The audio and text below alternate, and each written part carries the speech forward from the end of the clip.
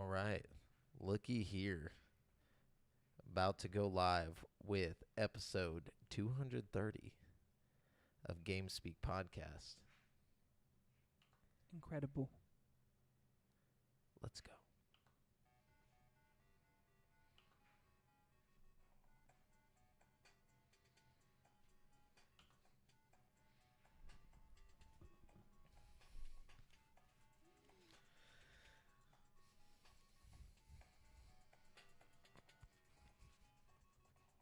Yo, yo, yo, and hello, and welcome to the 230th episode of GameSpeak Podcast. New episodes go for free feed subscribers every Wednesday in audio format on Apple Podcasts, Stitcher, Google Play, Spotify, and all of your favorite podcast platforms, as well as in video format on YouTube so you can see us in stunning HD.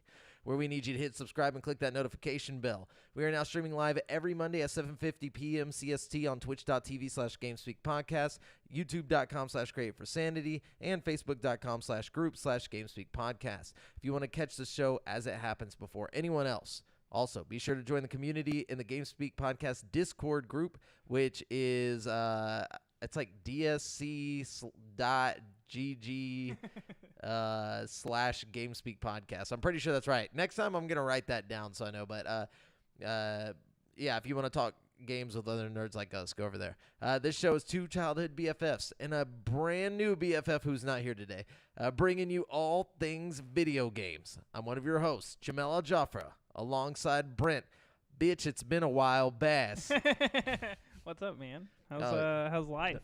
We're back. We are back. We're back in the saddle, dude. Back in action. Feels good. It does feel good to be back. I was missing it, man. Yeah, Brent, tell us about the life of COVID. Like, oh, what my it's God. like. So for those of you that don't know, I got the 19. I got the vid, as dude. they say, you know. That's where I've been the past few weeks, you know. And sorry we haven't been here for all of you loyal listeners out there. Yeah. Thanks for all of you that are still there, if anybody's out there. Yeah. You know. Oh, we got a new follower. But what's up, Haas00312? What up? And Braxton Robinson, what's up, man? But yeah, COVID sucks, man. It was not fun, you know. But I'm finally over it, and I'm back at work. I'm back in the saddle. I'm doing fun things again. So, you know, life is good. Yeah, that's good. Does it feel good to be at work? Like, I know that it probably doesn't, like okay, I like all the people I work with a lot, you know? Like, so it's kind of like that going to school kind of vibe, like where you don't want to go work, but you're excited to, like, see all your friends, you know what I mean? go talk to them about the COVID. Yeah, so, you know, on one hand, it was nice to see everybody. On the other hand, I'm like, fucking work. Yeah. But then, you know, I did some other stuff today. Like, we were originally, you know, Audra's birthday was on August 17th. So it's like... Happy birthday. Wait, that was like a month ago. No, 17th isn't that far. It was a few weeks ago. You know what I mean? Happy belated birthday. But the problem was I booked this thing in Houston called the Color Factory. Right? Oh, yeah, that place is cool. It is cool. I've never been, but I've seen stuff about it. I've seen pictures. Well, I had no idea, but Audra was like, I want to do this, you know? And I was like, okay. So I bought tickets, and then lo and behold, COVID comes along, and we couldn't go do it, you know? Yeah. So it was like fucking kind of expensive, so I messaged I sent an email to the Color Factory people, and I was like, hey, guys, you know, got the vid. Sorry. I was like, is there any way I can get a refund or, like, reschedule my visit or something? And they were like, yeah, we'll reschedule. You just pick any day you want. And I was like, okay. So I was like, what's the day that I know I'm going to be off, you know? So I was like, today. So we went up there today. And it was really cool. Like, every room is just a different theme with different colors. They had one room with, like, the biggest ball pit I've ever been in. Like, literally, you're, like, under the balls. Like, fucking, it was cool. And then there was one room that was just completely full of, like, confetti. And you could, like, make confetti angels and, like, throw confetti in the air. It was cool. That sounds tight. There was one room with, like, vents all over the place. And every vent had a different smell coming out of it. And you, like... There was one room... It's like the Willy Wonka factory. It was like Willy Wonka's factory. There was one room that was a giant light bright, and the whole room was a light bright, and you could get these pegs and put them in the wall, like giant light bright pegs, and like make fucking light bright designs. It was so cool. Oh, that's cool. Like make like a sign or something. It was so much fun.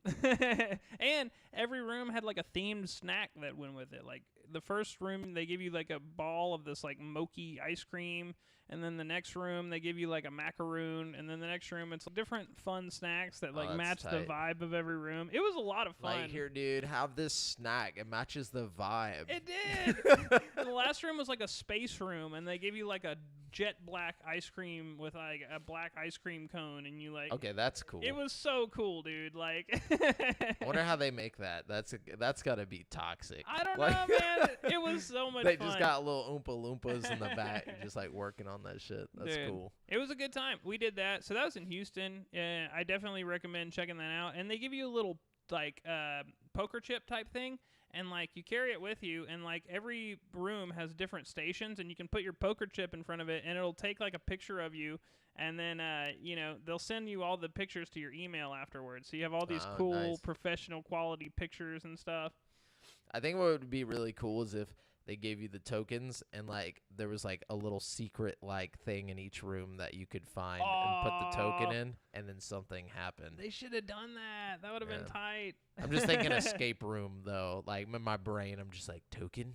What does it mean? No, but... that's cool. You should have designed that place, man.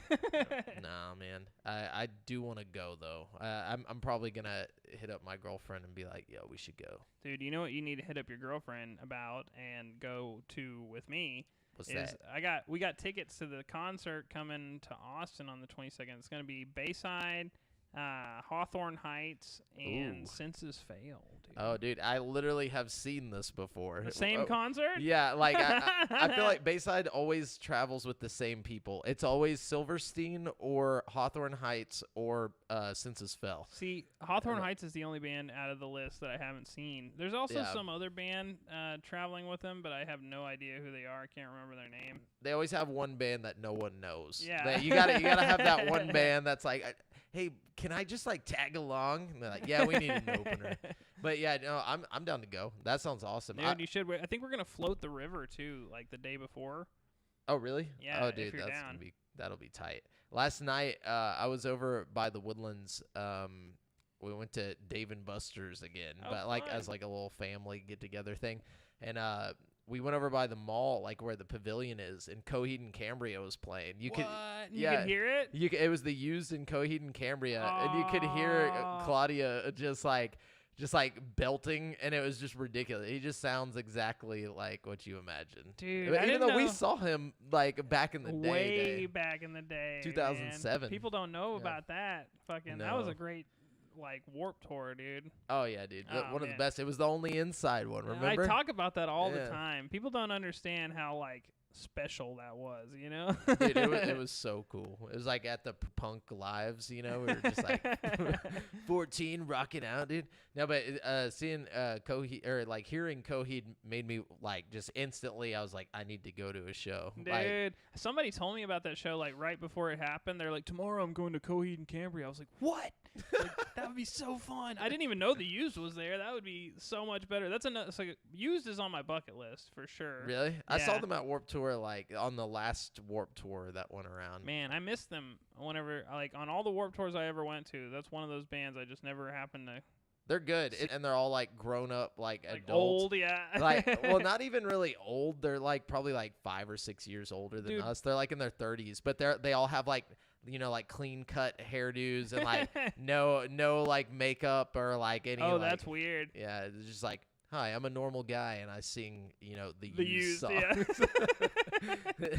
Anyway. That's how it was when I saw My Chemical Romance and Blink-182. Like they seem so like middle aged, dude. You know, like they look like a bunch of like dads just like rocking out. I like it though. I'm ready for shows now. Dude, I'm telling you, Austin, man, 22nd. It's gonna be fun. So besides doing that, I started up watching One Piece. I'm like on episode 90 already. Really? I've heard people say it's really good. The thing is, there's like over 900 episodes. So. I don't care if it's a good show. I'm happy about that. But see, my thing is like if it sucks and there's 900 episodes, like I'm not trying to watch it. You know what I mean? It absolutely does not suck, but it's a very specific anime. It's like I don't know how to explain it. It's got a very Pokemon vibe, but people die in it, you know? So it's like it's a very strange mix or like juxtaposition. Like you have this like kid-friendly like feel to it. But if you had to like rate it like between G and R, what would you give it? it'd be PG-13. PG-13 for sure. Okay. It's like if you took Avatar and made it just a little bit more violent. Okay. Yeah, That but sounds great. it's good. It's really good. I And liked I really Avatar. like the characters, the stories, and all that stuff. So we'll see how that goes. I'm very late on starting it. Apparently, they're making a live-action One Piece right now on Netflix. It said me and the boy tuning in, starting him young. Hell Okay. yeah, I like that. Oh, sorry, I should watch the language for the boy. No, I don't think he means tuning in here. Oh, he does mean tuning in here. I thought he meant on One Piece. No. What's up, Dylan? Yeah, tell him we said hi. We haven't even met him yet. But yeah, so also I watched this movie.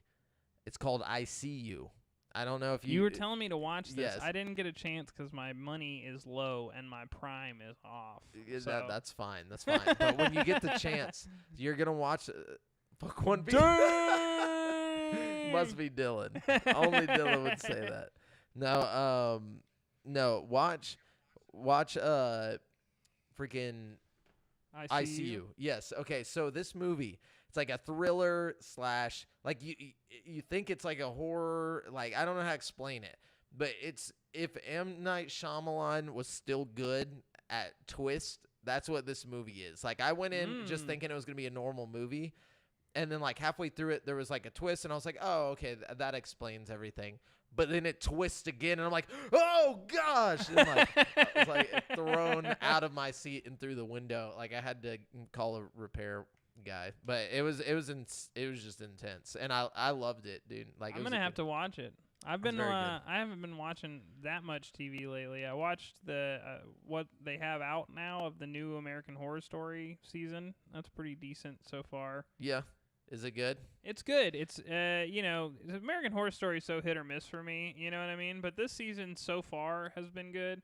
I always say so far because I feel like I always get into it for like the first 6 episodes and then it falls. It goes off the rails, man, you know? Like every season like something happens and it's like the writers are just like, Apparently whatever. The guy who writes those, the guy who made American Horror Story, was like, I want to like branch off and do American Romance Story, an American Football Story, and like all this stuff. I'm like, dude, no, I could see that. You can't even get these down though. Like you gotta like perfect your end writing, or just let somebody else write the ending. Yeah, just come up with the concept. You know, the other show they did, American Horror Stories. Have you seen that? No, I have not. It's way better than American Horror Story. It's just an anthology type thing. Like it's like Black Mirror or something. Like every episode is a different thing, but it's American Horror Story. You know what I mean? Nice. It's like really Black good. Mirror. I like that. Yeah. That's the way to do it. Honestly, that's the way that the writers of American Horror Story are at their best, in my opinion, just because, like I said, I feel like they peter out like halfway through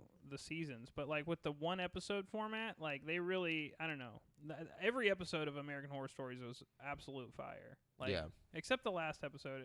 It was okay. It was the worst one, and it was still pretty good.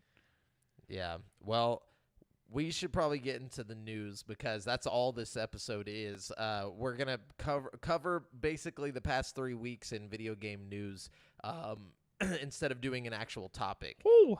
Because there's a lot. I don't know how much of it is like great or, very like, oh, this is so important. But there is a lot of news to cover.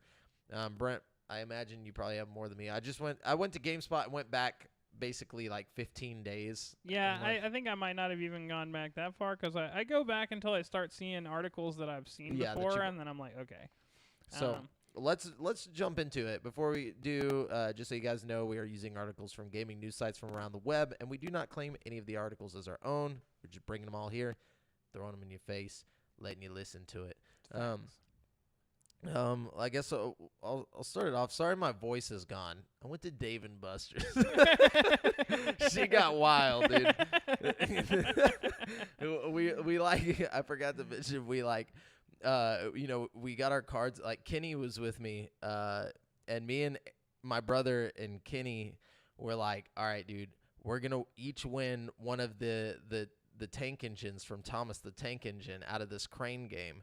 and because they had Percy, James, and Thomas. Oh shit. And we're like, it'll be like the 3 starter Pokemon. Like, we're gonna win all 3 of these, and we did.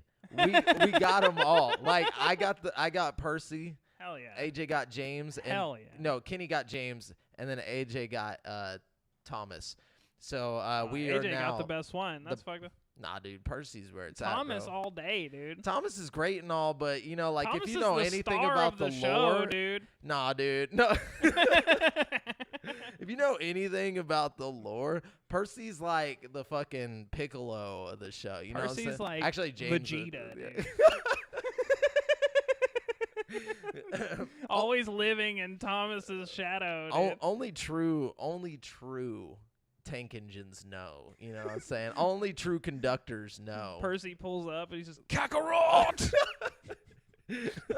Anyway, so basically, Game Boy and Game Boy Color titles are heading to Nintendo Switch, according to a report. New reports have claimed that Game Boy and Game Boy Color titles will be added to the Nintendo Switch Online library soon. The news first broke this week on the Nate the Hate podcast during a discussion of potential handheld games coming to the Switch as part of its online subscription offerings, which were then further corroborated by Nintendo Life and Eurogamer sources. Switch Online currently nobody cares about what they currently have, but in the years since then, whatever, basically, we might be getting some Game Boy and Game Boy Color games on the Switch Online. Man, that's exciting stuff. I think we have a question about that later. Yeah, so. I don't want to get too far into what we want on there, but what do you think the first 3 to 6 games are going to be that? Like, just based off of the history. So how many games do you think they'll drop in the first lineup? Probably, I think 3 Game Boy and 3 Game Boy Color. Like how they've been doing with the NES. What if they do 3 Game Boy, 3 Game Boy Color, and 3 Game Boy Advanced? They ain't gonna do that shit. You don't think? No, I think Advanced. No, because they're saying specifically Game Boy and Game Boy Color. Oh, okay. Yeah, so I think we're gonna get 6 games, 3 for each. What 3 games do you think they're gonna put on the Game Boy, and then the Game Boy Color? Just based off of their shitty picks for the NES and the SNES stuff. Zelda. Which one? The one where you're washed up on the beach. The one A Link to the Past? The one they just remade for Switch. Yeah. A Link to the Past. I think they'll put Link to the Past. I could see that. Yeah. I think they'll put that Super Mario game. Super Mario Land. Yeah. That okay? Oh, dude, that'd be to. It's a masterpiece. It's honestly, I love all the secrets in that game. I feel like they put way more secrets in that one than most normal Mario games. You know what I mean? You talking about the one where it has Egyptian pyramids and stuff, and all the hidden blocks and shit all over the place. And it's a one hit. It's like the only Mario game where you don't it's like it restarts you at the beginning no matter what. Like if you lose. Yeah, dude, that shit was hardcore. I fucking loved that game. I used to play it all the time. I've gotten to the end of that game 3 times in my whole life, and I used to play it a lot. I got to the end with cheats. If you can use warp zones and shit to get to the end. That's the only way I've gotten close to beating it. But yeah, I think they'll put that. Let's see. What else is one more Game Boy game. Mario Tennis. Tetris. I bet it's Tetris. Tetris, yeah, probably. I bet you. As much as I don't want it to be Tetris, that seems like a very Nintendo thing to do. Yeah, you know? They'll be like, we bring you your favorite games, Tetris. Like you couldn't get enough of Tetris 99? Here's some more. Yeah, so I feel like that's going to be the whole situation on that. Game Boy Color, though, that gets kind of weird because there's not many, iconic Game Boy Color games besides, Pokemon stuff. Yeah, but Pokemon isn't strictly Game Boy Color. It came out in the original Game Boy era. You know what I'm saying? At least the first Oh, you're right. So there's not really a Game Boy Color. Other than Gold and Silver were Game Boy Color, right? Or no. No, I don't think so. I don't think it got color until yellow. No. The yellow was the first one. So no, yellow was or red and blue, and blue. then yellow. Yeah, I think yellow might have had some kind of color on it. Yeah, yellow You're had right. color. And I think gold and silver did have color. Red and blue had color too, but it only had one color. Red and blue were black and white. Only if you played it on the Game Boy. If you played it on the Game Boy Color, it had color. Oh, really? Yeah. Are you sure? Yes, positive. That's the same thing they did with A Link to the Past. With like, if you played it on Game Boy, it was black and white, and if you played it on Game Boy Color, it had like the color or whatever. That's pretty cool. I didn't know that. Yeah, they were backwards compatible, dude. Yeah, basically. With the upgrades, so that's pretty cool. Yeah, but I think we'll probably get like something Pokemon related, on the Game Boy Color, whatever was a specifically. I guess what was it? Diamond? No, it was. What's the one that came right after Gold and Silver? What was that one? Platinum? No, not Platinum. Crystal? After Gold and Silver? It was... Oh, man. What's the Crystal one? It was on... Okay, so after Gold and Silver, it was whatever one came to Game Boy Advance, so Diamond and Pearl. No. There was like how they do red, blue, Oh, you mean like yellow. the extra one? Yeah. So Gold... Yeah, it was Gold and Silver. Did they do one like that for that? Yeah, it was like Crystal or something. You're right. It was Crystal. Yeah. It was called Crystal. And I think that was a Game Boy Color one. That one was specifically Game Boy Color. Mm-hmm. So I think we might get that, possibly. But then again, they might not do any Pokemon, just knowing Nintendo. But oh, no. Are you sure that the first two were in color, man? yeah. Yeah, did Pokemon Red have colors? Pokemon Red have color. Says Pokemon Red and Blue did not have... Oh, you're right. What the hell? I think they did an enhanced version for like America or something at one point. You know what I mean? But I think the OG one, like... When the Game Boy Color came out, it included support for original Game Boy games and automatically added a filter that colored the older games. Whoa. Yeah, so Pokemon Red, That's Blue, and Yellow received crazy. special color palettes. Dude, what? Yeah, that's. Remember we talked about how. So it was in the hardware, not in the software? Yes, basically. What? That's crazy how advanced the fucking Game Boy Color was, like, for its time, dude, you know? Like... Yeah. No, it's awesome. But that was just for the Game Boy Color. Anyway, so what you got? We got 3. I don't think it's going to be very easy to find 3 Game Boy Color games that people are all going to jump for joy about, because there was a lot of licensed games for the Game Boy Color. Mm-hmm. Like a lot. I remember just like Medal of Honor, they had like freaking then that's all the way through Game Boy Advance too, like where they had like Medal of Honor and Game games Boy like Advance that. had 007. a fucking lineup though, dude. Like if we get into the Game Boy Advance side of things, man, there's some really great games they could tap into. You know what I mean? Oh, that yeah. would be fun to play on a big screen. You like know, Metroid Fusion. Yeah, and all that stuff. Yeah. Man, some of those were good. Definitely. Okay. Good news. You won't have to pay Sony extra money to upgrade your PS4 copy of Horizon Forbidden West to a PS5 version. Bad news, Sony ain't offering free upgrades anymore after this.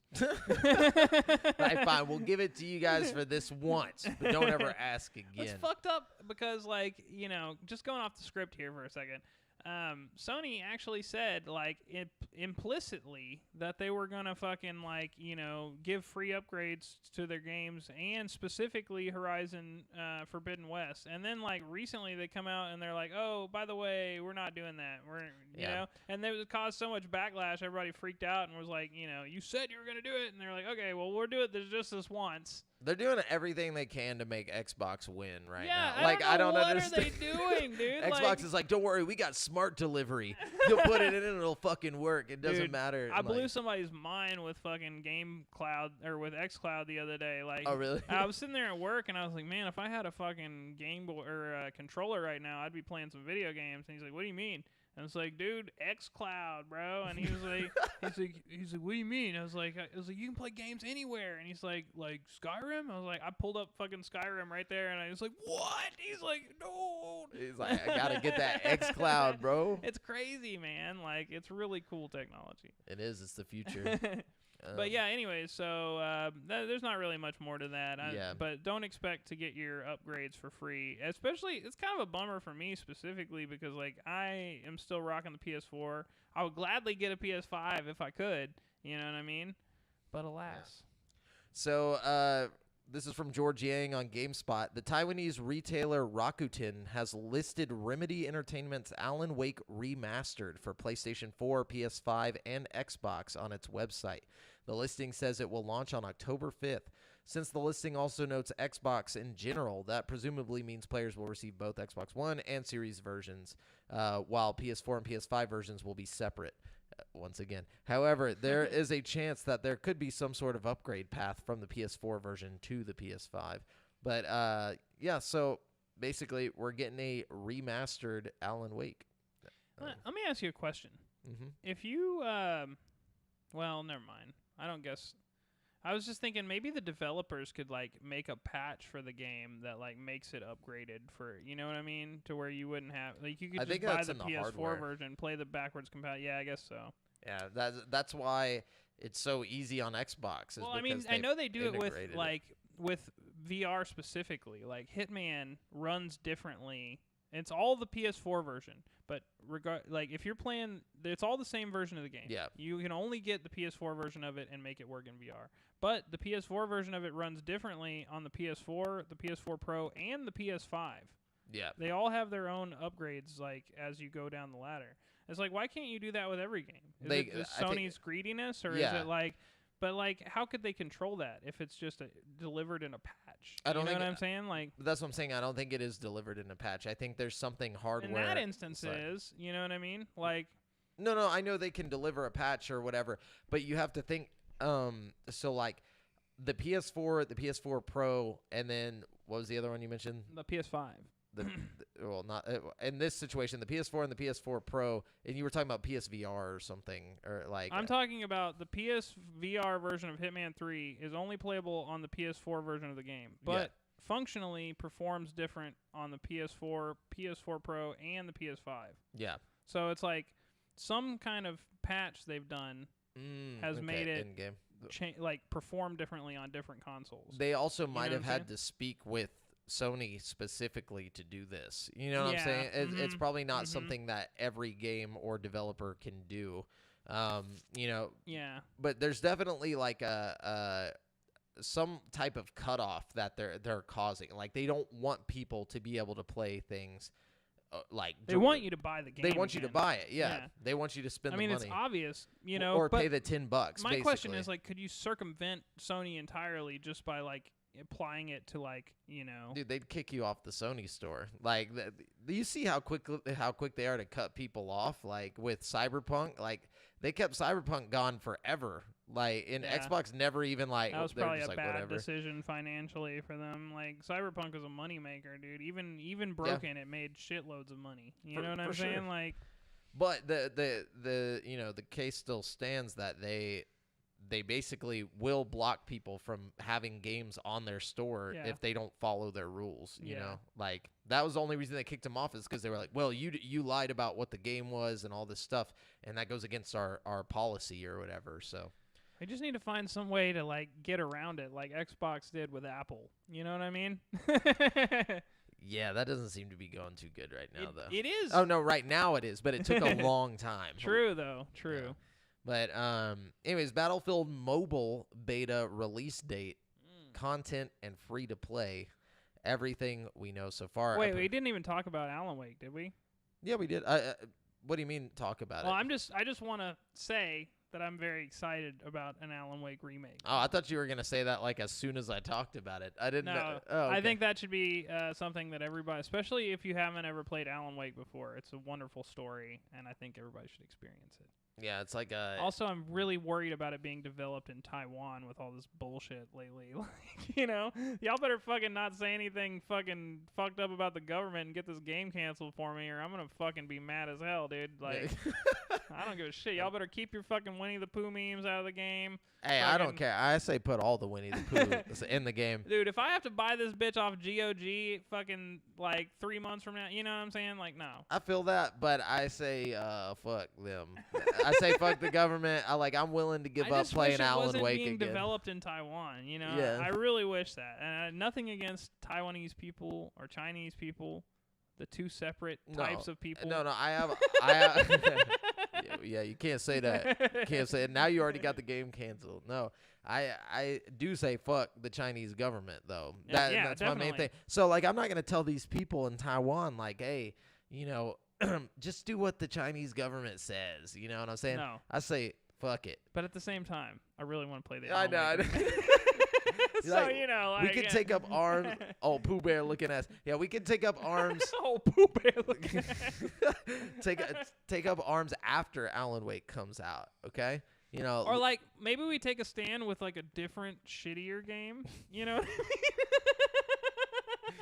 a different shittier game. I feel that.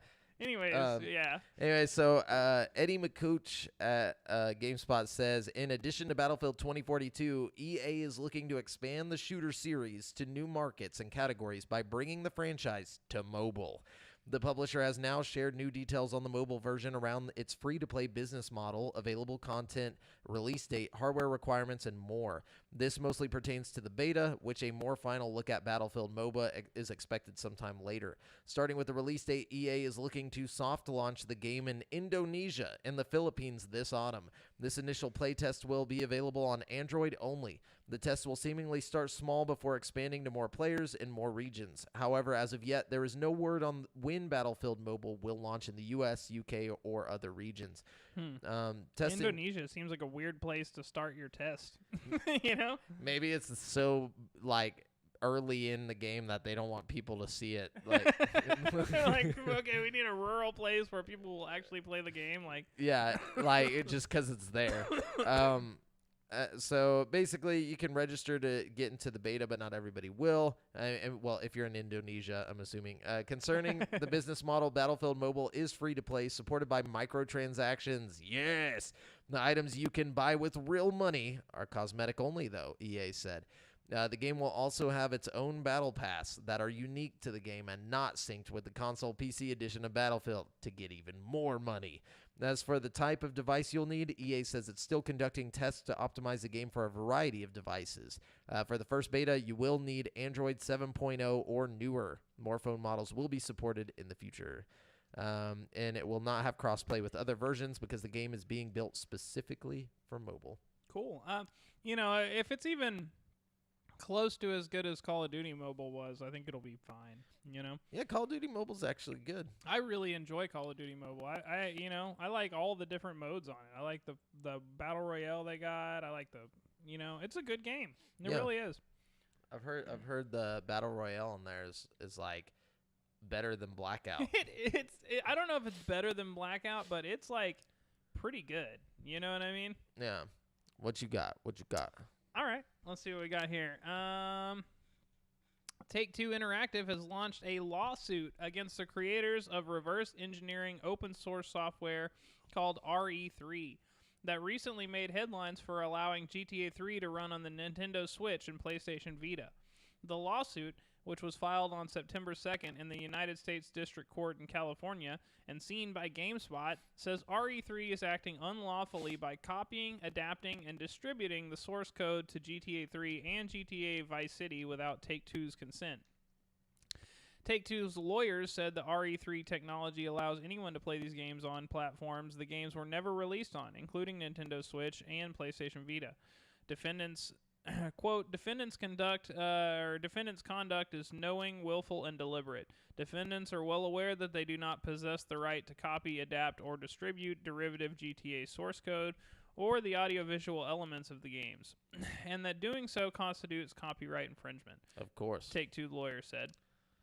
The lawsuit specifically calls out RE3 developer and that he is, quote, very much worried about Take-Two finding out about RE3.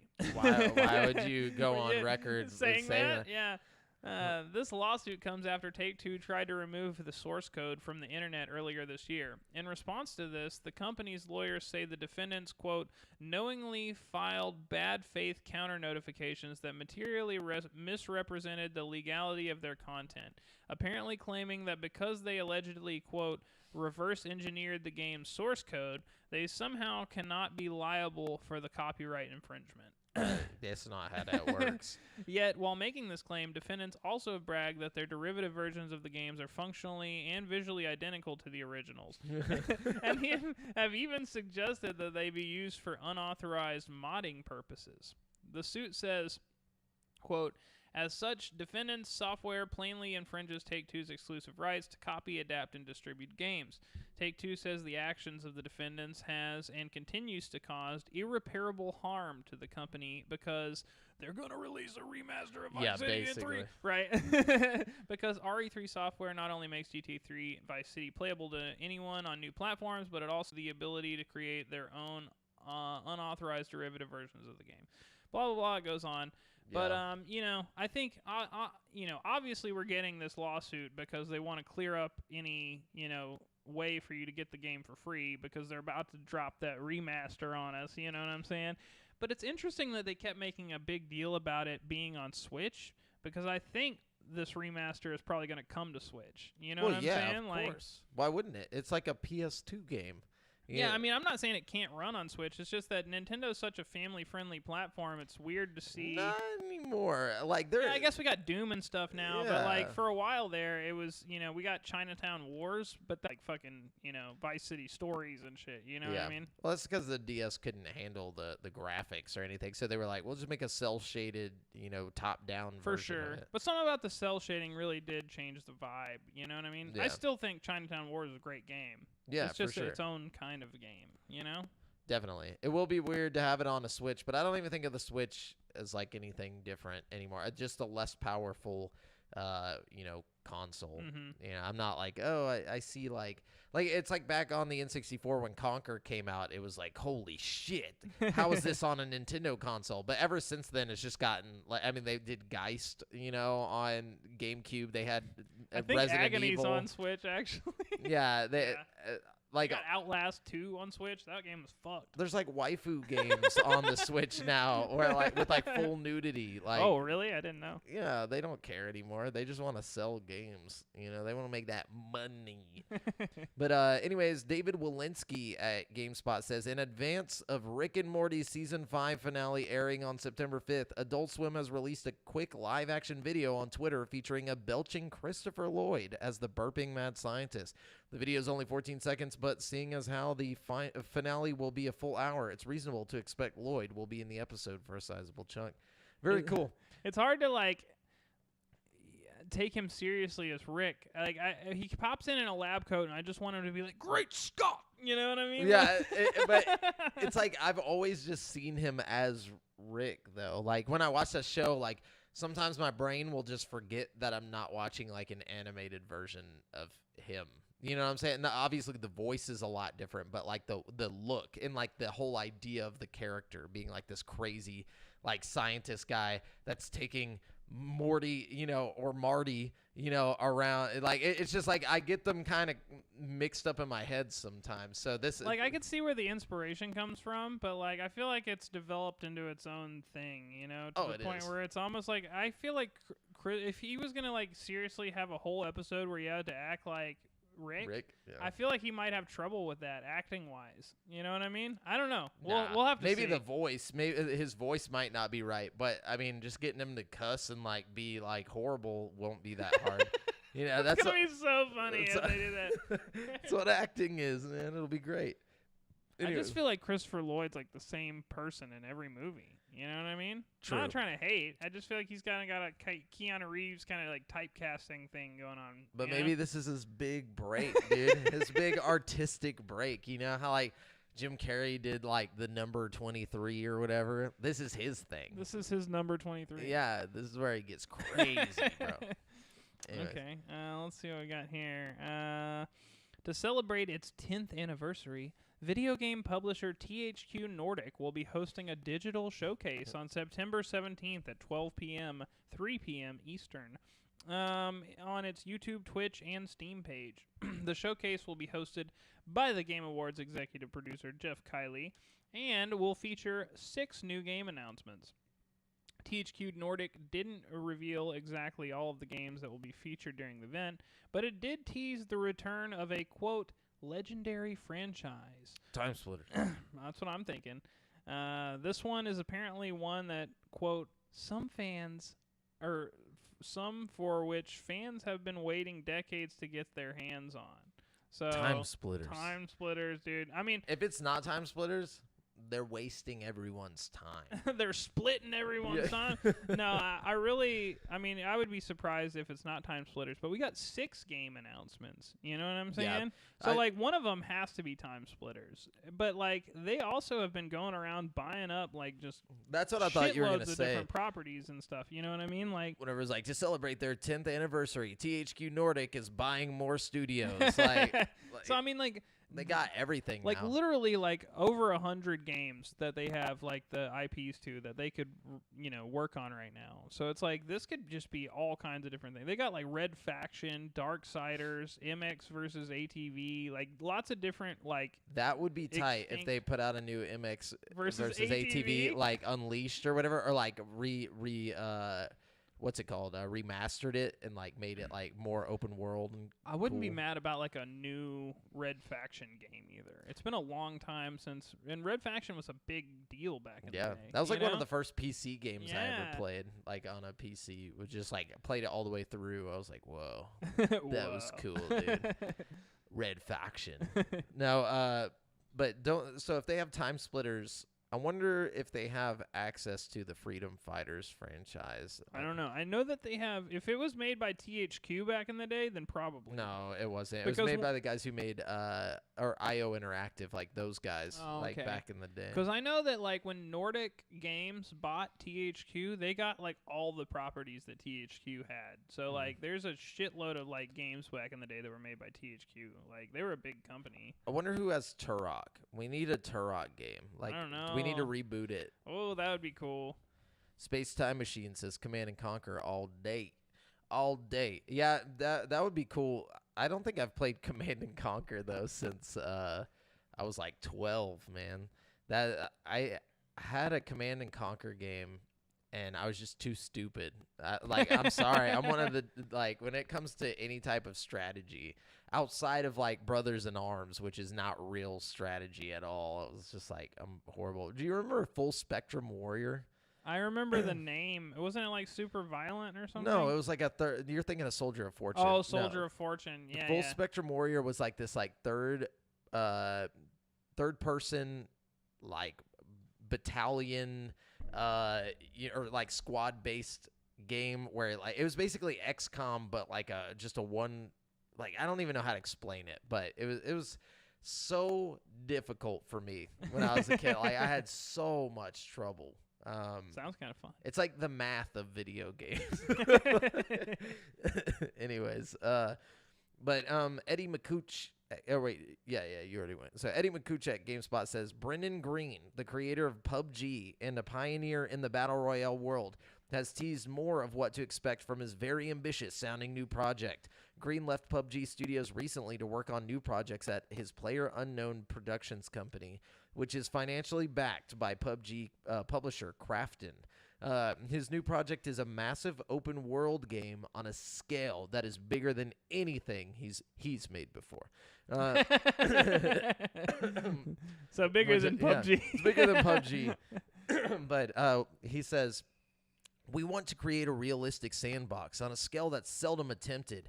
The world's hundreds of kilometers across with thousands of players interacting, exploring, and creating. I am humbly following in the footsteps of so many other great open-world developers. My dream is not to create a game, but rather a world, Green said in a new video. Among the many issues with creating such massive worlds is that the sheer volume of content, assets, game mechanics, and locations, just to name a few things, are required. He says realistic open worlds take a great deal of time and effort to produce. To solve this issue, Green and his team are using machine learning to offload some of the processes to computers. For its part, EA has more than 1,000 people working on a ridiculously ambitious sounding machine learning project as well. Quote, our machine is a neural network, and our network then gives us a way to learn and then generate massive realistic open worlds at runtime. Green said, labeling this a breakthrough in game development to help make worlds bigger than ever before. That sounds a lot like what they were showing off in the Unreal 5 demo. Yeah. You know, like how they were building like whole worlds really, really fast with it. Like, did you see that? Yes, I did. And I think that's going to be the future of like open world. But like the problem with that is that now you're taking away the heart and soul of building a world, like, you know, because you have these teams of like artists that create these places. They're, like, you know? lovingly made and like Well, I think you're still gonna have like handcrafted, you know, like. So I think mainly this is just to build an environment and then build a world in the environment. You know what I mean? Yeah. And then, I don't know. I just see it. I see it 10 years from now. We got Elon Musk's robot guys just walking around in EA, like, dealing with their frat culture or whatever. Like, that all the robots are sexist and, like, just, like, because they machine learned from all of the past, like, producers and stuff. I don't know, man. It's going to be crazy. But I want to see what a machine, like, or an AI-produced, like, open world game would look like. Yeah, for real. I think we should just start feeding them like a bunch of info, like that just whole give meme. them all the open world games. Like, yeah. I let my machine play 1,000 hours of Assassin's Creed Odyssey. And yeah, this is what it made. Like, I want to see what that looks like. And, you know, just throw everything in there. What if it comes out to be like the best game? Dude, like a masterpiece, like some shit you could have never made in a million years. But like, let it write the script for like all the story parts and everything, and then get like really good professional voice actors to come in and just read whatever the script is. Somebody would still find a way to fucking hate on it. Nah, it'd be It could great. be made with like the most. It could just be the perfect game, and somebody would still be like, "That game sucks, bro." Well, no, I imagine it being like the you know, it's hard for them to write out like sentences that are very human-like and stuff. Like, I just imagine like getting, you know, this really great voice actor to come in and just read off one of those stupid lines. Like, That'd be hilarious. Troy Baker or yeah. somebody. What you got though? What's your next bit of news? Okay. Sony has announced a PlayStation Showcase event for September 9th that will reveal updates on upcoming games. Sony says that the event will be around 40 minutes in length and will begin at 1 p.m. 4 p.m. Eastern Time, giving viewers a glimpse into the future of the PS5 console and games releasing this holiday and beyond. Fans can expect news from PlayStation Studios and industry developers, as well as a post-show presentation for more updates from some of the studio teams featuring in the event.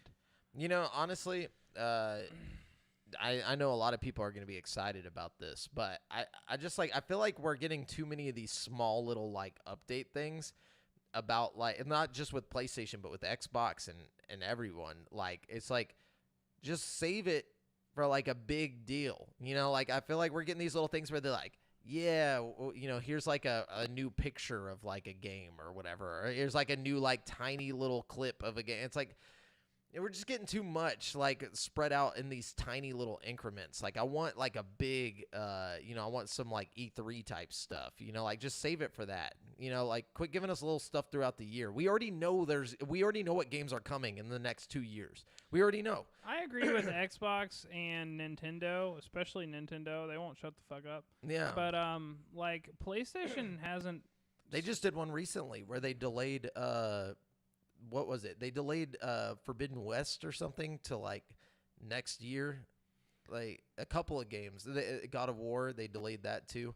That was in their little you know, but it wasn't presentation. like they weren't like showing anything off, were they? Mm-hmm. They were showing like they showed a little bit more of Forbidden West and stuff. Oh, well, hopefully that this actually you know, hopefully there's an actual announcement here, you know. I'm going to be mad if they don't announce something new. I'd seriously doubt it. I think they're just going to show more of what's already coming, which is like what Xbox promised at their last one, but they didn't really show anything that, like, we still haven't seen Fable. We still haven't seen, you know, they just keep showing Forza Horizon. It's like, we already know it's a fucking car game. They keep showing, like, Halo multiplayer, but it's like, dude, people are already out there playing that on the beta. Like, I want to see Halo fucking, you know... I want to see, like, the story mode. You know what I mean? Yeah, at least... You know what I want to see from PlayStation? I want to see the new God of War game.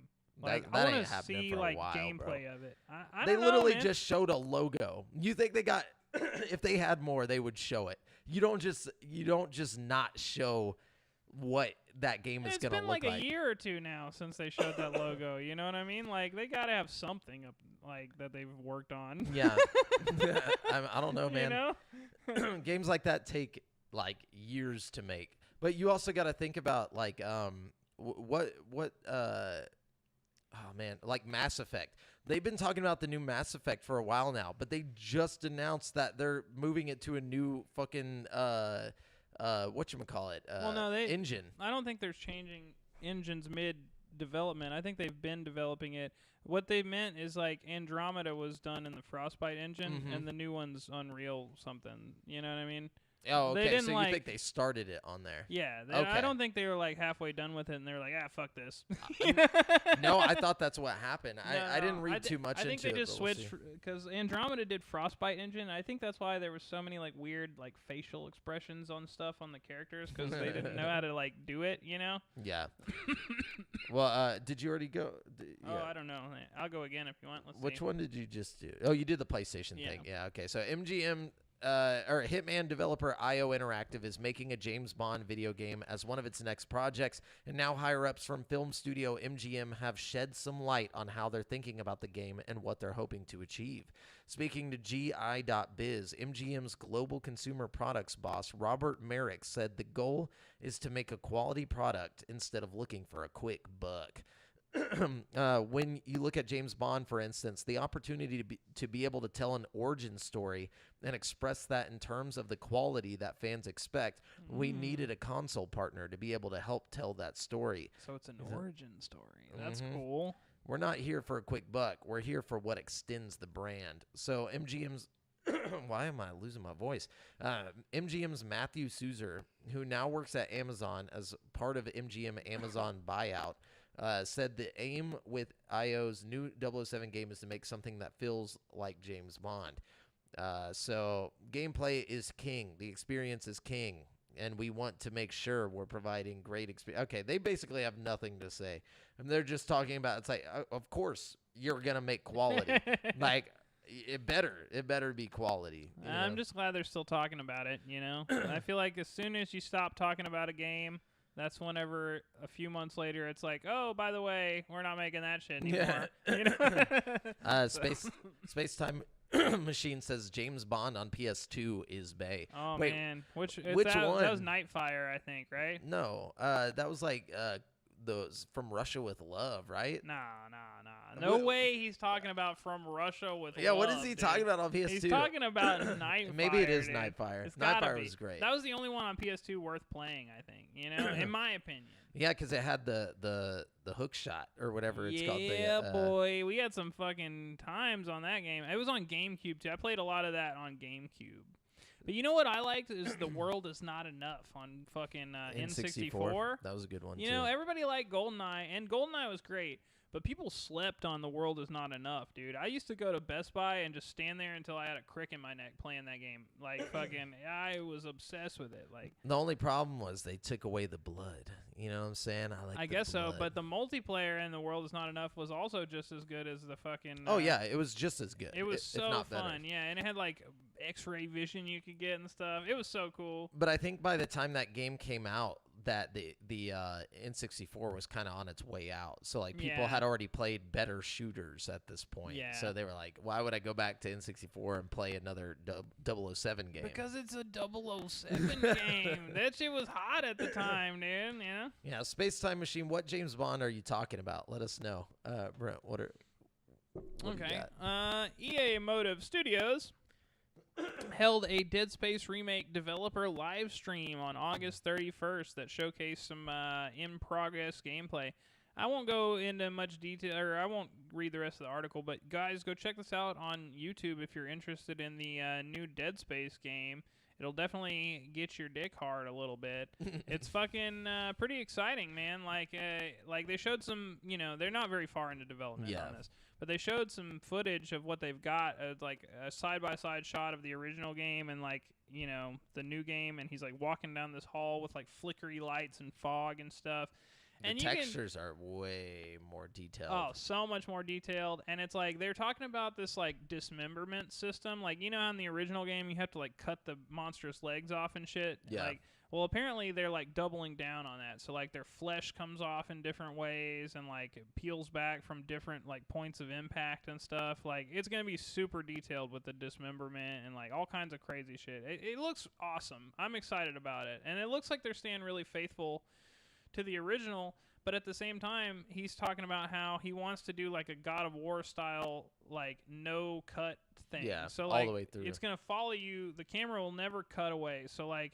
There are times in the original game where it'll cut away, like when you're originally boarding the Ishimura and stuff, you know, like, I feel like there's going to be, you're going to have to fundamentally change things about how, like, the cutscenes and stuff work. You know what I mean?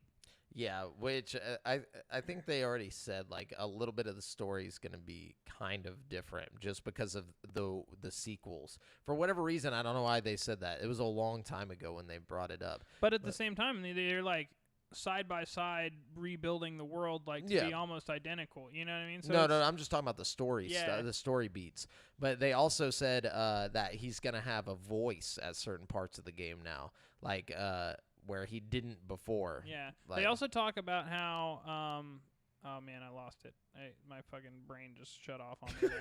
I don't know what happened. I started thinking about what you were saying, and then I just completely fucking spaced out. But yeah, it looks cool. It looks really good. It's crazy how bad the original looks now that I've seen the good version of it. You know what I'm saying? Like the remaster version.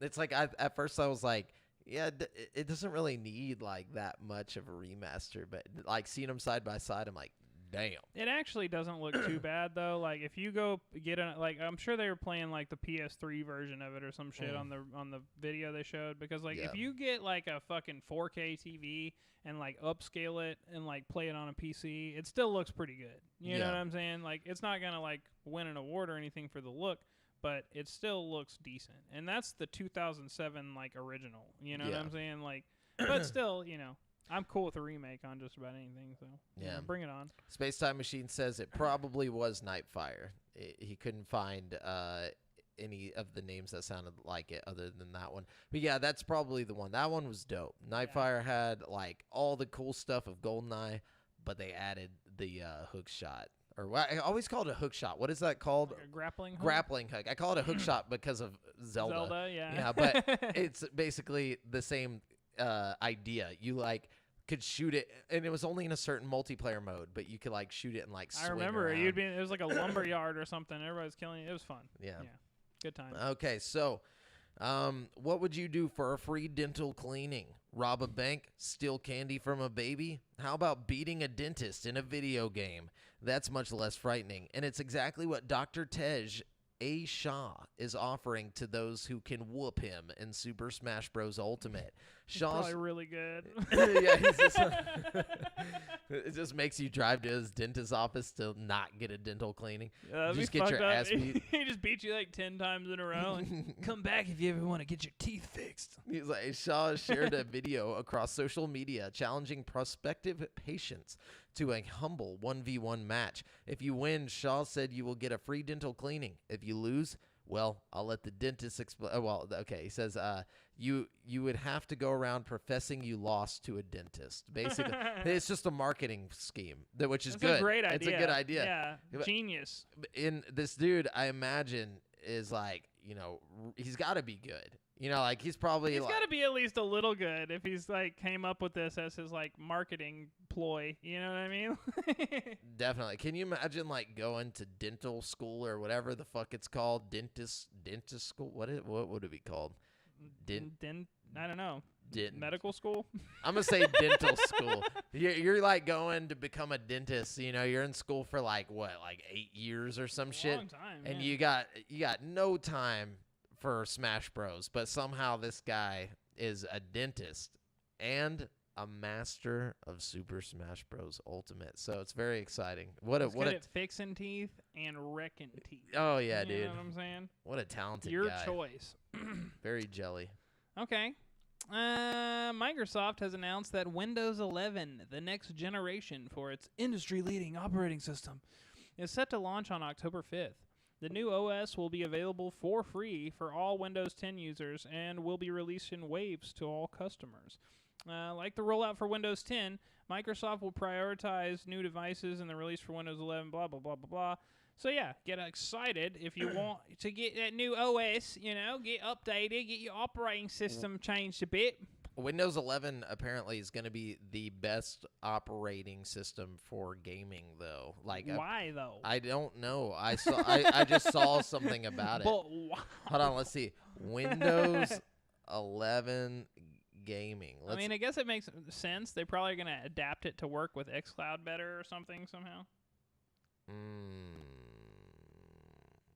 It says Windows 11 will have features such as direct storage, auto HDR, and improved game mode settings. Auto HDR. I forgot about that. Yeah. So gamers can expect better performance over Windows 10 with Windows 11 over Windows 10. Cool. Yeah. That's exciting. There you go. So Sony's PlayStation Now streaming service is adding 5 big Final Fantasy games, one each per month, starting in September and running through January 2022. This kicks off September 7th with the launch of the original Final Fantasy VII, not the remake, with Final Fantasy VIII Remastered coming on October 5th, and then Final Fantasy 9. Why wouldn't they put the remake on there, dude? Yeah, all this stuff is already on Game Pass. After that, PlayStation Now. It's like the only one that they could put on there that would not be on Game Pass, nor would ever come to Game Pass. And they're like, no. Yeah, we're good. Yeah, that's so dumb. Yeah, it's very, very so unfortunate. So dumb. But anyways, so what you got, Brent? Okay. Let's see. Okay. China's rules for okay. I'm not even gonna read. This is a long article. I'm sorry. Yeah, but China just say the gist of it. China made some rules, some new rules. They're already kind of dicks about this with their kids playing video games, but now children can only play video games for I think 3 hours a week now or something like that. Hang on, let me see. They're cracking down. These poor kids can't play any video games. They got to cry themselves to sleep every night instead. Well, how are they gonna play video games when they have to run these factories? You know what I'm saying? Yeah. It just makes complete sense in China. But the thing is like the government is literally overstepping parents. It's like, listen to me, parents. You don't know how to parent your child, but us, the government, does. And we say your child should not be playing video games, at this time.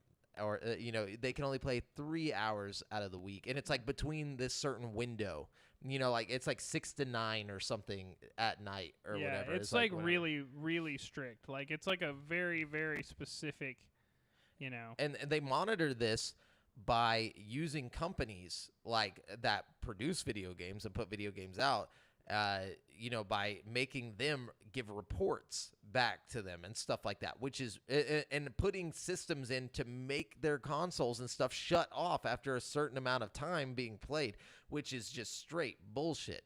Like if you are anybody in the West or in a free country and you're working with these people and you're getting paid by these people to do this stuff on you, you are a fucking pig.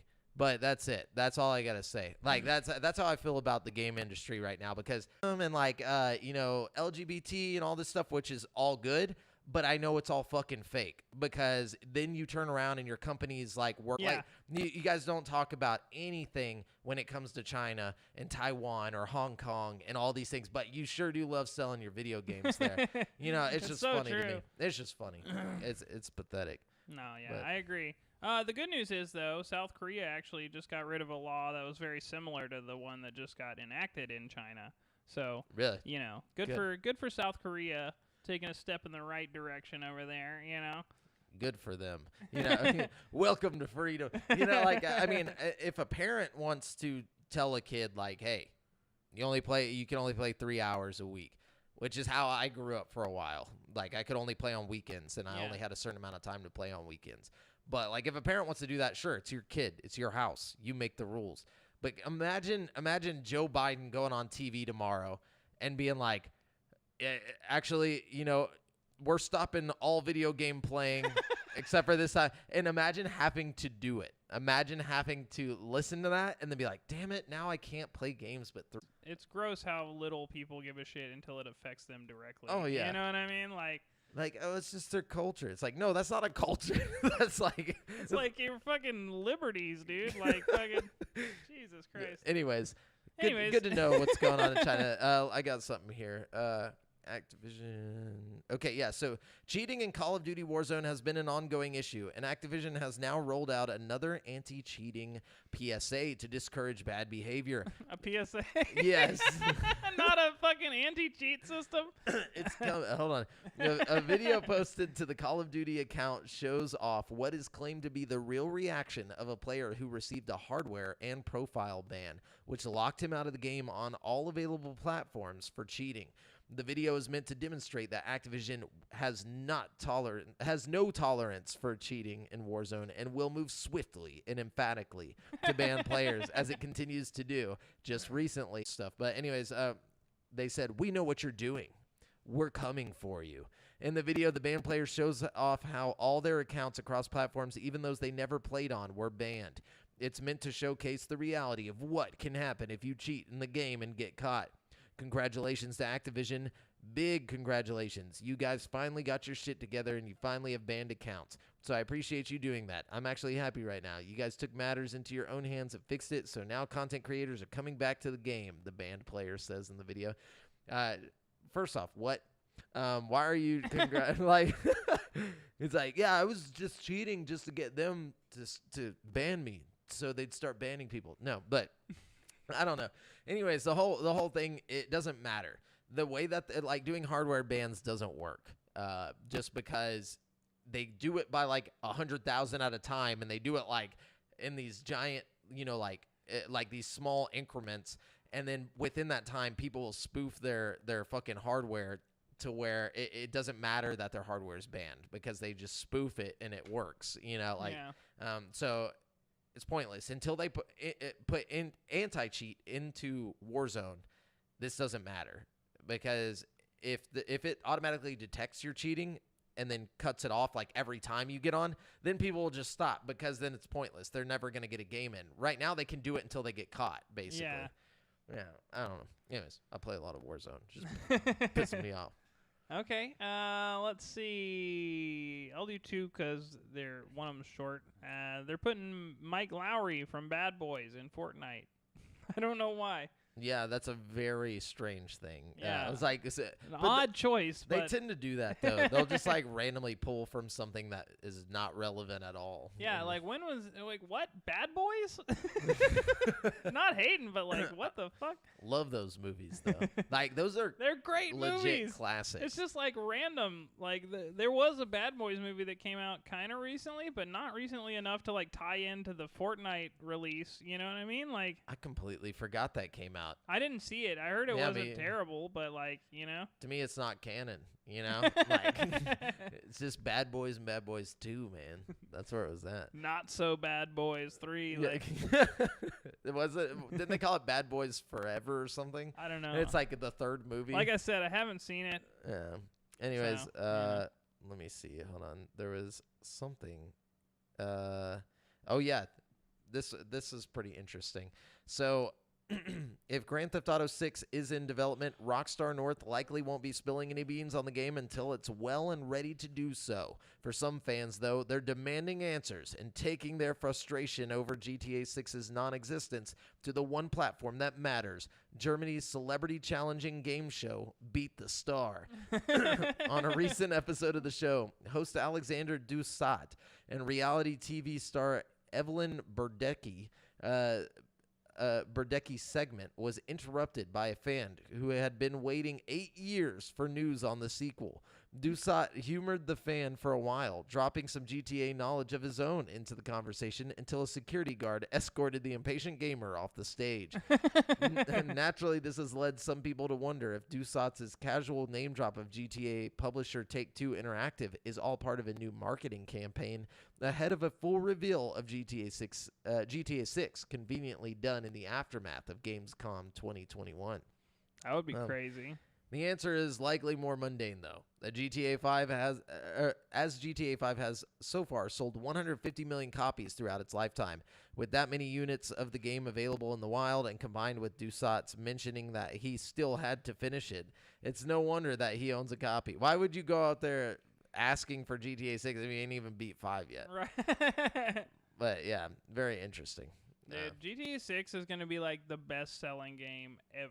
Like, when it finally comes out, it's going to blow the goddamn doors off. It could be a piece of shit, and it's still going to fucking sell. At least its initial sales will be. Dude, yeah. Yeah, if it sucks, then, like, I'm sure it'll drop off after a little while. But, but GTA 5 only sold as much as it did because of its, like, online component and how much, like, replay value it was there is. a big deal when it came out, before online even existed. Like, oh, no, I know that. But I'm saying it only reached 150 million because of that. Yeah, for sure. Like, but it still was one of the best-selling games of all time, like, in the first week of its release. Like, it was... I remember the hype. Like, I remember everybody was posting memes about it and stuff. Like, it was crazy. Yeah, early memes. Right? Like, the OG memes. Anyways, what you got? Okay. Pokemon fans have a new game to keep an eye on, as Pearl Abyss has unveiled a new gameplay trailer for its new game, Doki V. During Gamescom's opening night live 2021, Doki V is a creature collecting game that tasks players with finding and training Doki Bee, each with its own unique powers and ability, just like Pokemon. Yeah. This new trailer shows off brand new gameplay for the game, including its vast urban open world, real-time battling with Doki Bee at the hero's side, and a flashy and cartoony art style. According to the official press release, Doki V is being built on a proprietary game engine within Pearl Abyss, allowing for in-depth customization options and co-op and PvP opportunities for players to explore. It looks like fancy Pokemon to me. It looks like what I wanted, the more modern Pokemon games to look like. I think a lot of people did, I don't like the name, though. Doki V. It's stupid. Yeah, the name really is bad. fucking so dumb. But I think the gameplay looks pretty fun, so it might be one to keep your eye on. For sure. So Microsoft's acquisition of Bethesda has ruffled some feathers because it means that at least some of the studio's games are now becoming Xbox properties, leaving PlayStation behind. Bethesda's Pete Hines and Xbox's Aaron Green discussed this as part of Gamescom recently, and Hines started off by saying he doesn't actually have a good answer for PlayStation fans who are upset by the news. In the wake of Starfield being an Xbox. Basically, in the wake of Hines also acknowledged that, quote, I don't know if I would go so far as to say you're done ever playing stuff on PlayStation. I have no idea how to state this in a way when I don't know. I don't know the answer. It doesn't exist. It's not like I know it, and I just don't want to tell you. I just don't. PlayStation consoles might not be shut out entirely from playing future titles from the studio, though it seems clear Xbox is getting preferential treatment and would be expected in this type of situation. Quote, there are Xbox brands that exist on other platforms, first and foremost. I think that's important to note. Minecraft didn't just stop existing on everything once Mojang got bought by Xbox, Hines said. It's a massively played game on all of these other platforms. It's not a, sorry, you're never going to get to play anything by Bethesda again. Certainly, there are going to be things that you're not going to be able to play on PlayStation, though. Starfield, it was announced as the thing that's an Xbox exclusive, he said. I don't know if I would go so far as to say you're done ever playing stuff on PlayStation, but again, I don't know the answer to that right now. Basically, he's saying Starfield is an exclusive to Xbox, but other things might not be. The thing is, with Xbox's new business model, you can't really be that upset. You just can't. No. Because it's like, okay, let's say you're a PlayStation guy. Let's say you have a PlayStation and you only play PlayStation. Okay? Yeah. Let's say Starfield comes out and you really want to play Starfield. It's $15 a month for Game Pass, dog. Yeah. You can get it on your phone. You can get it on basically any screen you have. Like, you have no excuse not to play whatever fucking Xbox game you want to play. You know what I'm saying? Like, if there's an Xbox game worth $15 of your month, you know what I mean? Then you can play it. Like, that's the thing about Game Pass with xCloud and stuff that's so crazy to me. You know what I mean? It's functional. You know what I'm saying? Like it For is sure. something that like anybody, even people without a console, could do. You know what I mean? I don't know. I think it's people just being, like they just want to fight. I don't think it has anything to do with, oh man, I'll never get to play it, and it's more, oh, how could they betray us and go to PlayStation? And it's like, or go to Billions Xbox. of dollars. Yeah, it's like, come That's on. how. It's like, look, man, get your money up. You know what I'm Yeah. saying? It become Bill Gates or whatever. Like that's all I can say is like if like really people are just mad to be mad. They just want to Well, it's fight like- on Twitter or Facebook or whatever and get to put in their 2 cents about how PlayStation is. Like if you go under any post from Xbox on Twitter, there's like guaranteed at least like 50 comments that are just like, who cares, PS or PlayStation's better or whatever, like just because that's just what people do. We like console wars, we like to fight. Mm-hmm. It's in our blood, it's in our human DNA. We want to fight. My thing is, though, it's like, all the Xbox people have been getting it, like, fucking for this whole last console Yeah. cycle, It's like, you don't think that people playing Xbox wanted to play The Last of Us or, like, God of War or any of these awesome fucking games that came to PlayStation? It's like, of course they But did. it's You know what I'm saying? different, Brent, because it's PlayStation. That's literally like. I'm just saying, like, Nah, I know. there's dope games that are coming to PlayStation. Like we can't forget that we got all the Spider-Man games on PlayStation. You can't forget that we got, like, there's dope shit on PlayStation, like Demon Souls, shit like that. You're never gonna play on Xbox. It's like, Yep. the trade-off is still there. Like, just because Xbox has some good shit now too, and you actually have to make a choice, and it's not like just super obvious, doesn't mean that there's not good shit on both sides of the fence. You know what I mean? And technically, you don't even have to make a choice. Like Brent said, you could just play it on your phone or play it on PC. Yeah.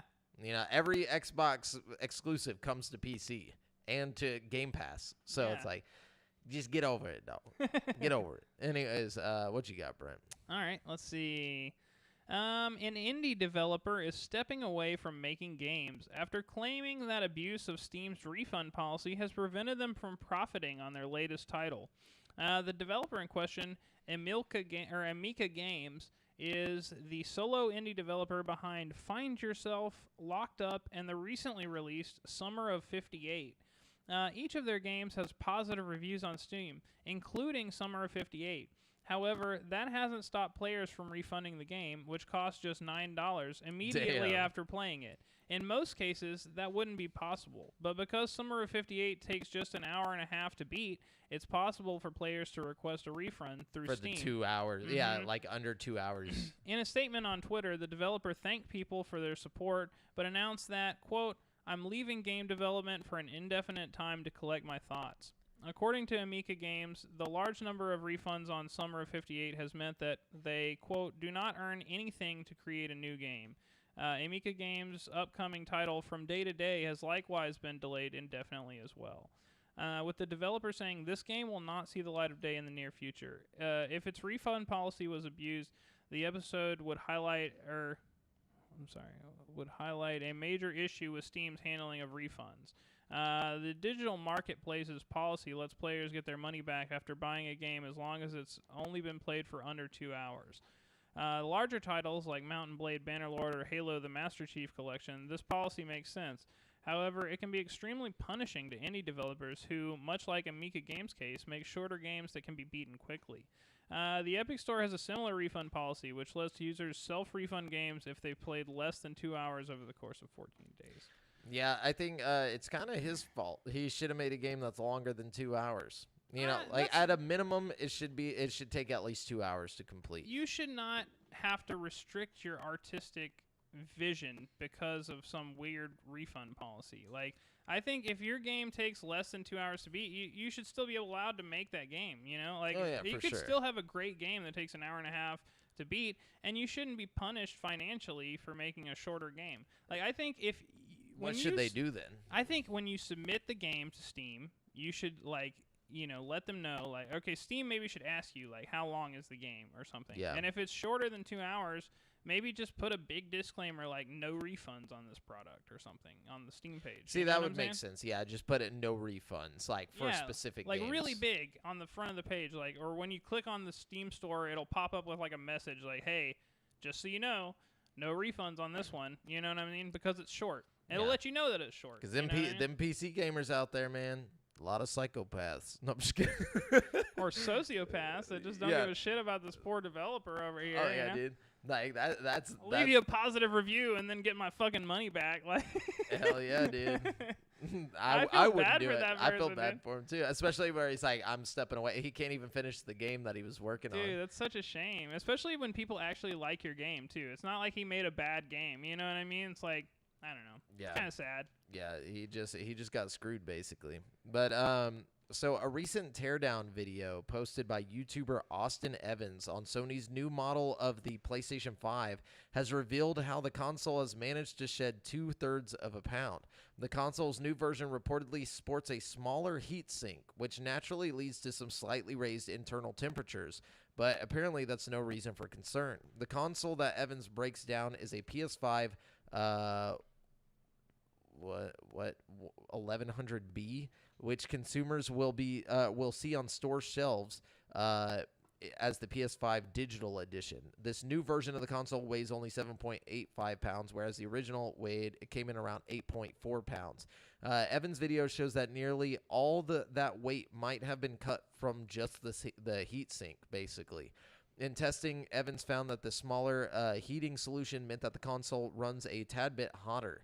Examining the console's rear exhaust vents while it was running, he found an increase in temperature of 4 to 5 degrees Celsius, with the console hitting a high of 58 degrees Celsius.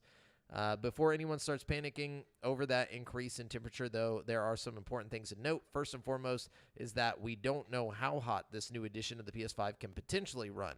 Evans showed the console running in his playroom, which, while it is a PS5 title, playing Astro's Playroom, while it is a PS5 title, isn't extremely taxing. We've reached out to Sony for comments, but its tolerance for PS5 temperatures did not hear back at the time of writing. So there's a potential that it could be a problem, but not necessarily. Nobody has had a problem with it. Well, it's not out yet. These are just like influencers that are testing them. But I mean, I don't personally. You know, the way I see it, it's like, as long as my gameplay isn't affected, I don't give a shit if I can cook eggs on the fucking side of that thing. You know what I'm saying? Well, Like, that technically, like, if it can cook eggs, then you're definitely gonna have a lower lifespan with that console. Like, that's yeah, the problem. maybe, yeah. Well, not maybe. If you are cooking eggs, Well, I'm not Yeah, being serious, obviously. yeah, You know no, what but I I'm mean, saying? like, if But, it's hot, like, if it runs too hot and then you have it in a room with carpet and it's also hot and you don't have it in, like, a ventilated area, eventually it's going to die. yeah, Like, but 58 degrees isn't that bad. well, for that's not Fahrenheit, though. I Like, know. what is 58 Celsius? Like, what is that? Like, what's normal for a console or like a PC? I'm assuming that it's the same as like a, PC. You probably just want your CPU to stay in the under, Yeah, I just want to see what a normal for a PC is. So, in general, anything between 40 degrees Celsius and 65 degrees Celsius, which is 104 degrees Fahrenheit to 149 degrees, is considered a safe heat range during a normal workload. So, technically, that's still in that range, Yeah, I think it'll be fine. I don't think Yeah. that they would do it if they didn't think it would be fine. You know what I'm saying? Like, Yeah. I don't know. Anyways, what you got? Let's see. In a new video, Bethesda has shown behind the scenes. Hold on, Space Time Machine. Thank you for being the the converter of Celsius to Fahrenheit. It said 138. So, okay, yeah. that's pretty hot. In a new video, Bethesda has shown a behind-the-scenes glimpse at 3 of the locations that players will be able to visit in Starfield. Narrated by design director Emil Pagalararo, the video shows off the United Colony's capital city of New Atlantis, What? the pleasure city of Neon, and the capital of Freestar Collective Aquila. I don't have to go into all this, but you guys should definitely check out this video. The lore they're building for this world is just already, like, I'm into it, dude. Like, it's going to be so interesting. Like, everything about it. It's got that fucking Fallout vibe where it's like, you go over here and there's just a totally different thing going on in this town than is going on in this town. You know what I mean? Like, it looks really interesting. I'm very excited. I like the Fallout, and I think the only thing that can make Fallout better is space. Yeah, so, like, it's going to be exciting. So the Yakuza and Judgment series creator Toshihiro Nagoshi may soon be exiting Sega, as a new report from Bloomberg claims that the developer is in, quote, final negotiations to join China's massive gaming company NetEase. The report added that while Nagashi hasn't seized a final contract and his duties have yet to be finalized, it's expected that he'll set up a new team within NetEase that'll be tasked with creating games. If the deal works out, this would be another big acquisition for NetEase and its homeland rival Tencent, as the two companies have been on a spending spree lately to grab talent from Japan. So this guy's been with Sega for like 30-something years making Yakuza games, and he's about to dip because they're about to pay him some large sums of money in China. Wonder what he's going to make over in China. I don't know, but none of the kids will get to play it. It doesn't matter. Anyways, all right. What you got? Let's see. Microsoft's Joseph Staten. I was like, wait, what? Whoa. Joseph Staten has explained why developer 343 Industries did not show any campaign footage for Halo Infinite at Gamescom. In a blog post, Staten said he definitely hears the disappointment about not seeing campaign gameplay at the showcase.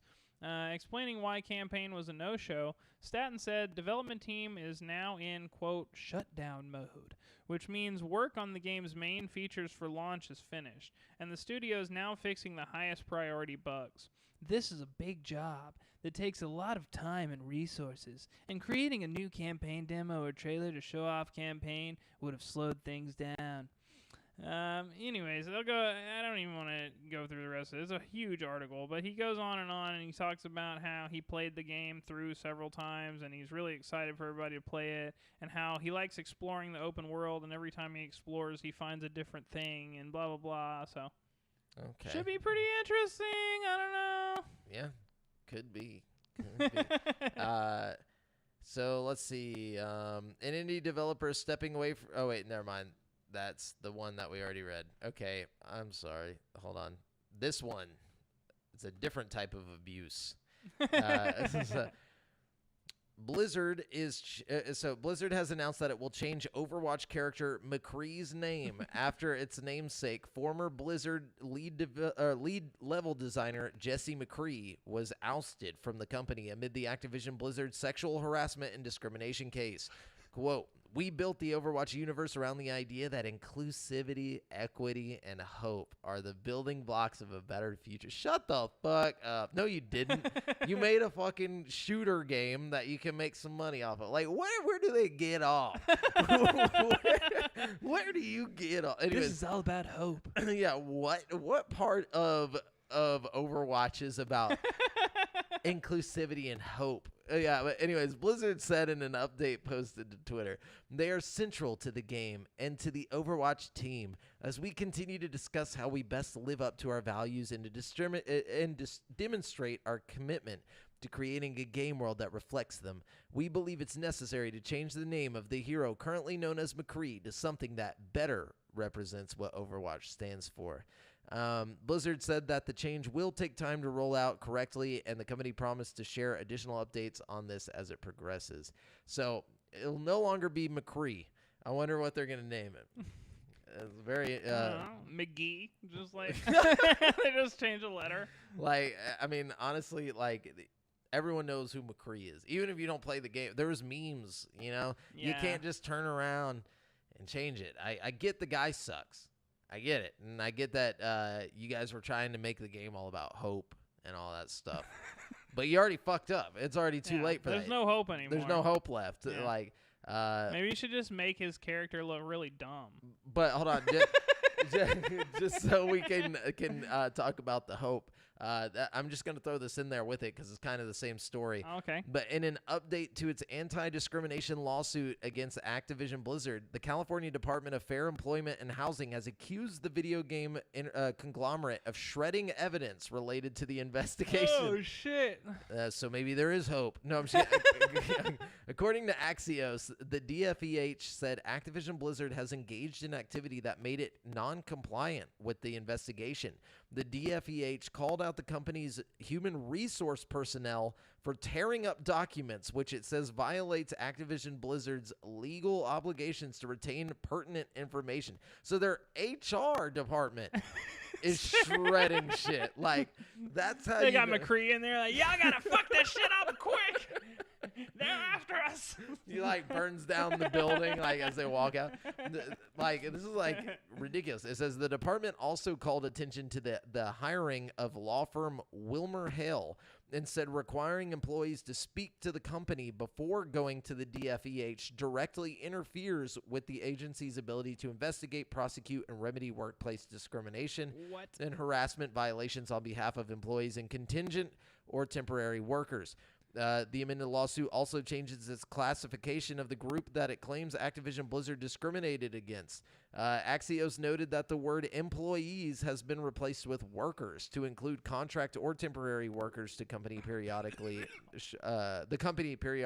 shuffles through the projects. So basically, it's like a giant mob ran company. Like they literally everyone's done something there. If you're HR, the people that are there to represent the employees and make sure that nothing bad is happening is shredding documents to hide from like the DFEH or whatever. Like, this is crazy. This is crazy. Dude, yeah, you know, it's one thing to just be like, oh, they got some frat boy culture going on over there. It's a whole nother to like have a company-wide like conspiracy. Burn everything! They're coming! And it's like, knowing that you're illegally doing this, knowing that like you are going to court, that you'd rather get in trouble for shredding the documents. Like, what could be so bad that you got to shred it, dude? Dude, I don't know. It's got to be pretty fucked. Like, that's what I'm saying. Like, you're willing to get in trouble for shredding it rather than them see what's on those documents. Fuck. Yeah, very interesting. Oh, okay. No more McCree though. No more McCree. Yeah, and switching it up. Yes, space time, inclusivity. Inclusivity. Okay. During a Dying to Know presentation at this year's Gamescom, Techland confirmed previous rumors that Dying Light would be heading to the Switch. While it was revealed that Switch players will be getting the game's Platinum Edition, a specific release date for Dying Light was not announced. Pretty cool. You know, that's I've always liked the original Dying Light game a lot. So, and I think it's one of those games that would just fit on the Switch well. You know what I mean? Yeah, like it's old enough to work on the Switch really well, and it's still a good-looking game at the same time. It'll be good. It'll be good. Yeah. So Halo Infinite will finally release on December 8th. So it's been undelayed. Hey, yeah. undelay. It works. Microsoft announced as part of the Gamescom opening night live event on Wednesday. The date was no surprise as it leaked earlier in the day.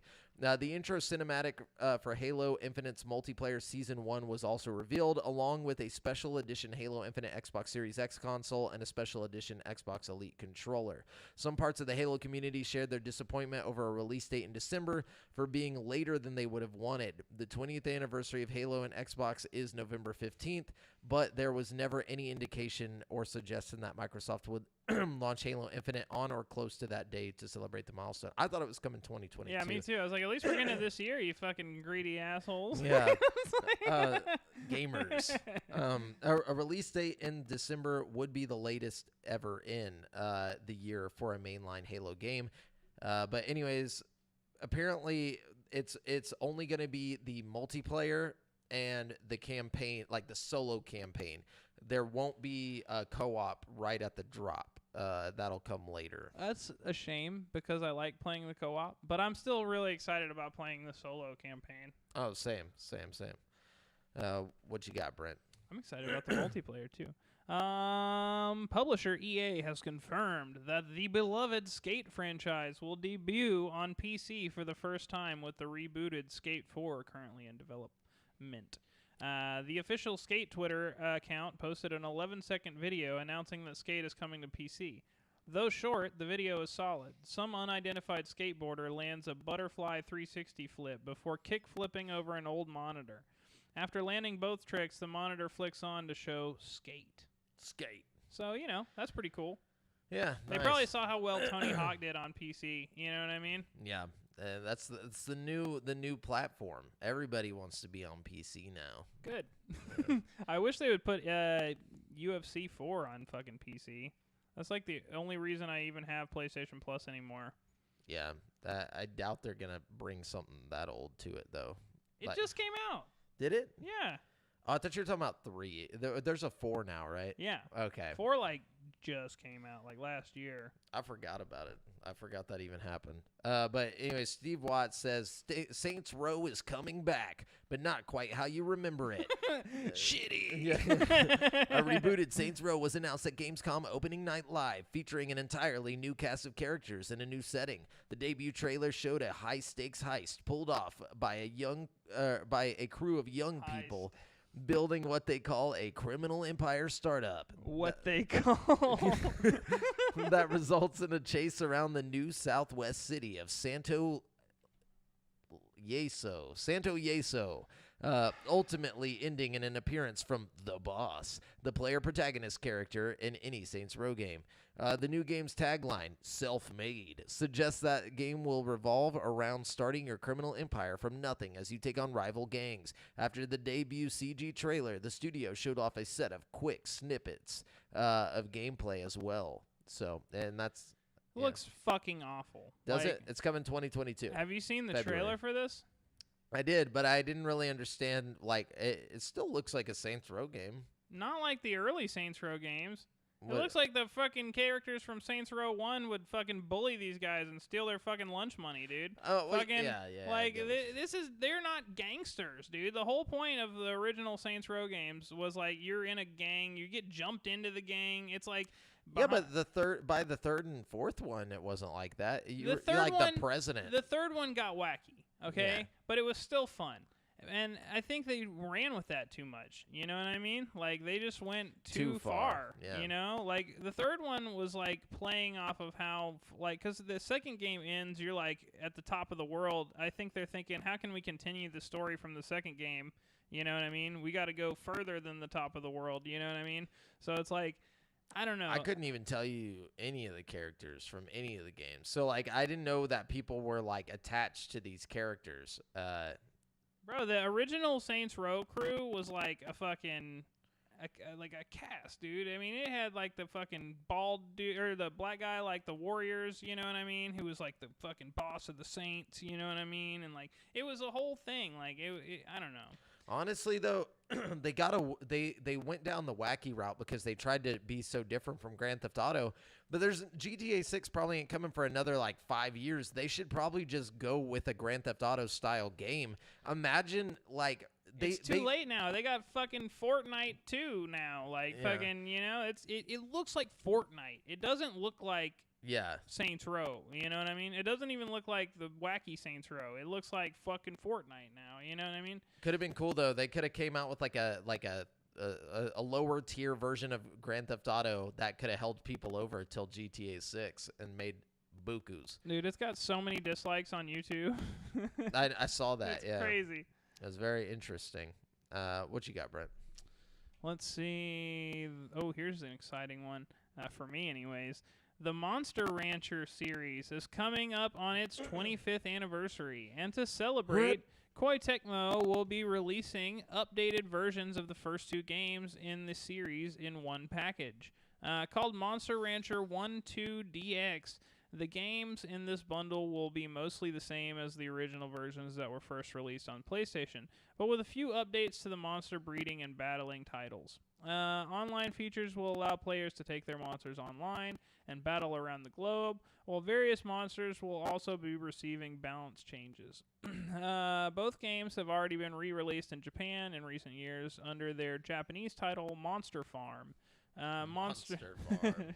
Monster Rancher series executive producer Kazumi Fujita says in the bundle's announcement video that the company heard messages from fans around the world asking for a re-release of the two games outside of Japan.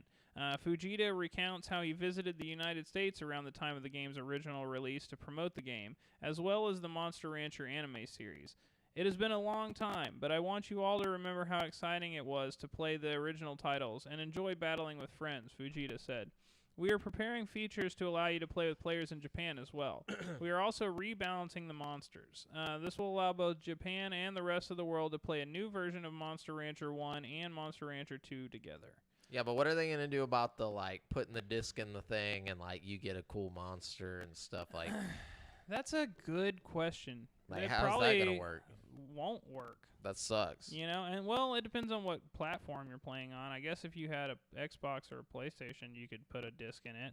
Yeah, you know but I mean? Will they have that activated? Like, will that be part of it, you know? Yeah. But and if it is activated, how will you even get some of the fucking discs that you need? Like the Little Mermaid fucking soundtrack or like fucking Final Fantasy 7 on the disc? Like, you're never going to find that shit. Dude, you know what if they updated it to where the remake of Final Fantasy 7 like put something in that it? would be so sick. Or like or if you have like save files on your hard drive from something, like, yeah, dude, there's something they could do that would be really cool. I also don't like that it's the 25th anniversary. I can feel my heart like just slowing down.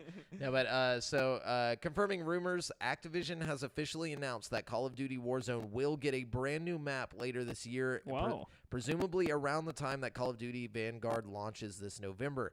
This is not a modest redesign of the existing Verdansk that has been in place since the game launch in March 2020, but instead an all-new environment. Raven Software, which is leading development on Warzone, is spearheading development of the new map. This map uses the same technology as the rest of Vanguard, which means it runs on the upgraded version of the IW engine. The benefit here is that the game's guns and mechanics should feel and operate the same when switching between Vanguard's other modes and Warzone. This is a key difference between Warzone and Black Ops Cold War, which run on different engines and have different features and functionality. All Battle Pass content earned in Black Ops Cold War, Modern Warfare, Vanguard, and Warzone will carry forward to the new Warzone map. Additionally, all rank and Battle Pass progress from these 4 games will be applied together. Raven is creating a so-called metaverse to connect the various games that have been released in recent years. Don't really care about any of that. But anyways, the big takeaway from today's announcement is that Warzone is getting a new anti-cheat system with the launch of the new map.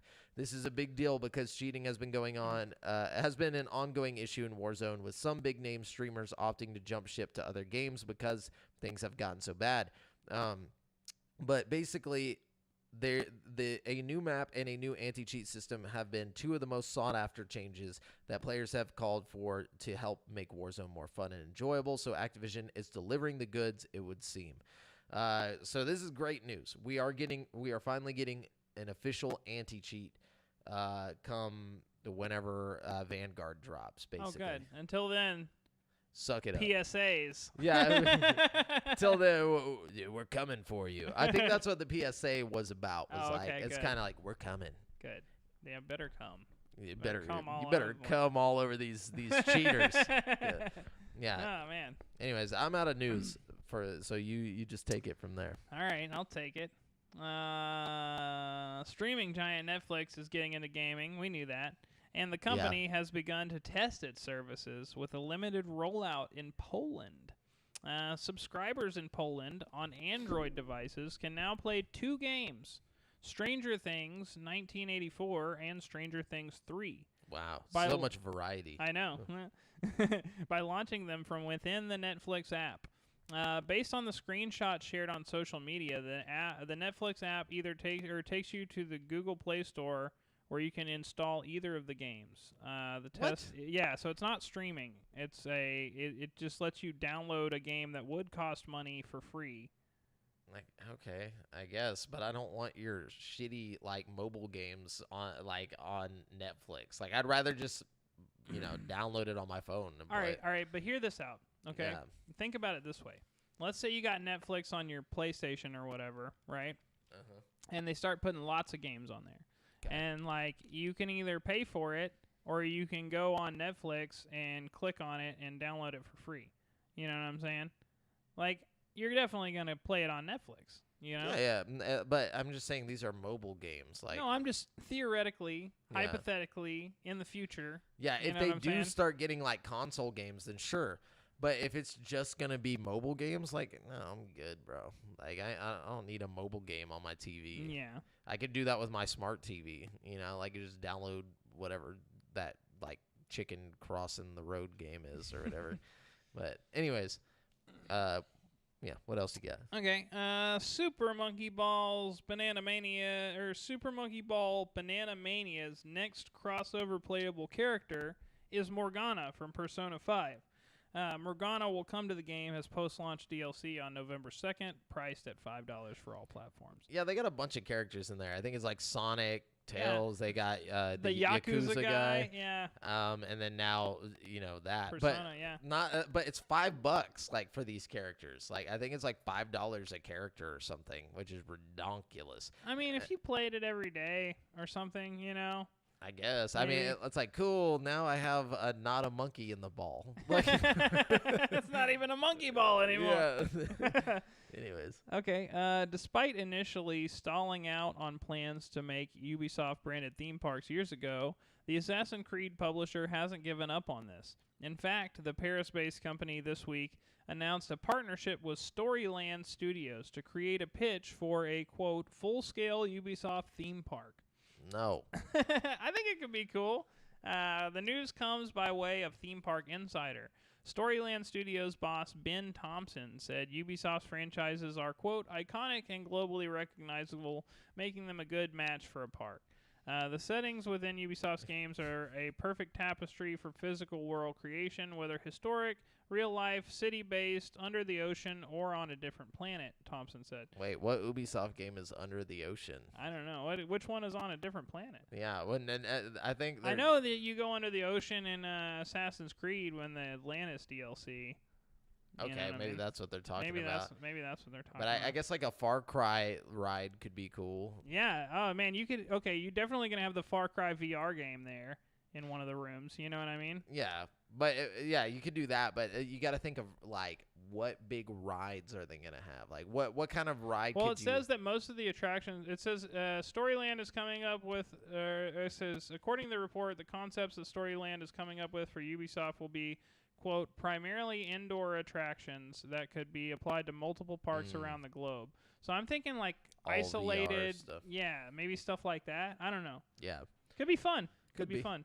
Let's see. Microsoft's xCloud gaming service, or Microsoft's Xbox Cloud gaming service, formerly known as xCloud, is officially coming to Xbox One and Xbox Series X and S consoles this holiday for Game Pass Ultimate subscribers, allowing users to play games via streaming, no downloads required. Nice. So basically that means if you got an Xbox One, you're finally going to be able to play, all the new games like Psychonauts 2 or whatever that are not on Xbox One. Actually, Psychonauts 2 might be on Xbox One. I don't know. But like Microsoft Flight Simulator, there's one you can't play. You'll be able to play that one finally. So There you go. Be excited. And we talked about Saints Row reboot. That's it. That's all we got. Sweet. 3 weeks of news for you. Boom. Right down the tube. Yes. Now we're going to jump on over to this week's releases. Just let you know which brand new games you can get in the next 7 days, starting with Bus Simulator 21. Oh, shit. Yeah, it's coming to PS4, Xbox One, and PC on September 7th for $49.99. Bus Simulator 21 puts you in the seat of the most comprehensive and advanced fleet in franchise history. It's a fleet of buses, I'm assuming. Yeah, so then we got Fist, Forged in Shadow Torch, coming to PS4 and PC on September 7th for $29.99. Fist is an action-adventure platformer game from TI Games. I want like the rapper? TI Games that puts players in the role of a vigilante rabbit who can manipulate a gigantic mech arm weapon on his back. Then we have Crown Trick coming to Xbox One and PS4 on September 7th for $19.99. Crown Trick is an adventure RPG roguelike set in the daunting nightmare realm, a labyrinthine underground world filled with monsters and traps. Then we have Encased, coming to PC on September 7th. Couldn't find a price, but Encased is an upcoming isometric dystopian sci-fi RPG set in an alternative 1976. Players explore a hostile area called the Dome, a sealed wasteland packed to the brim with amazing tech, but also deadly enemies.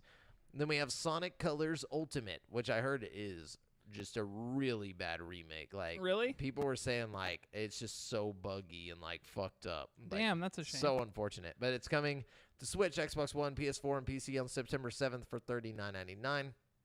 I think most of the bugs were happening on the Switch, which is even worse, because that's the place where I would want to play a Sonic game. Yeah. But in Sonic Colors Ultimate, an enhanced version of the high-speed action adventure, Sonic races through theme park-inspired worlds to rescue a colorful alien race from the clutches of Dr. Eggman.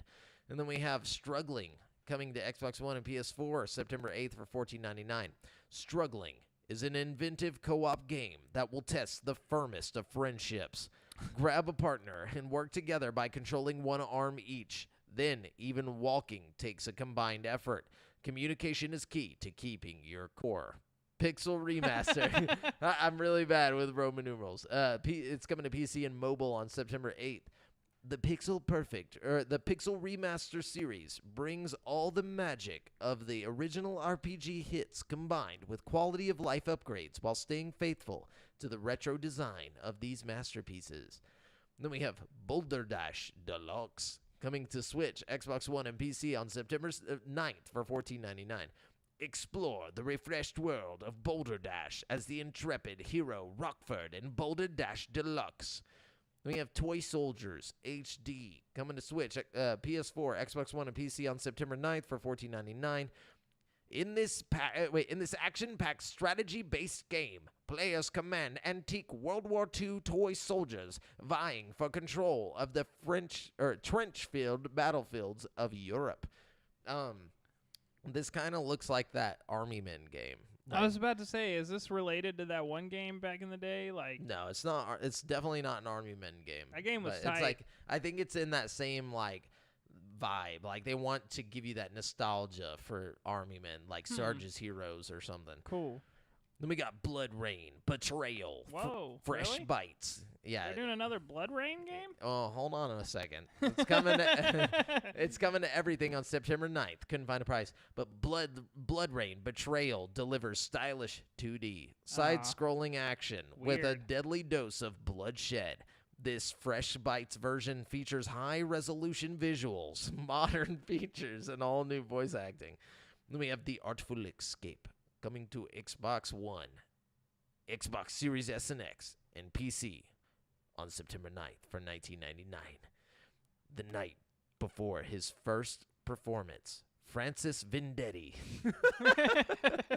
Why is that funny?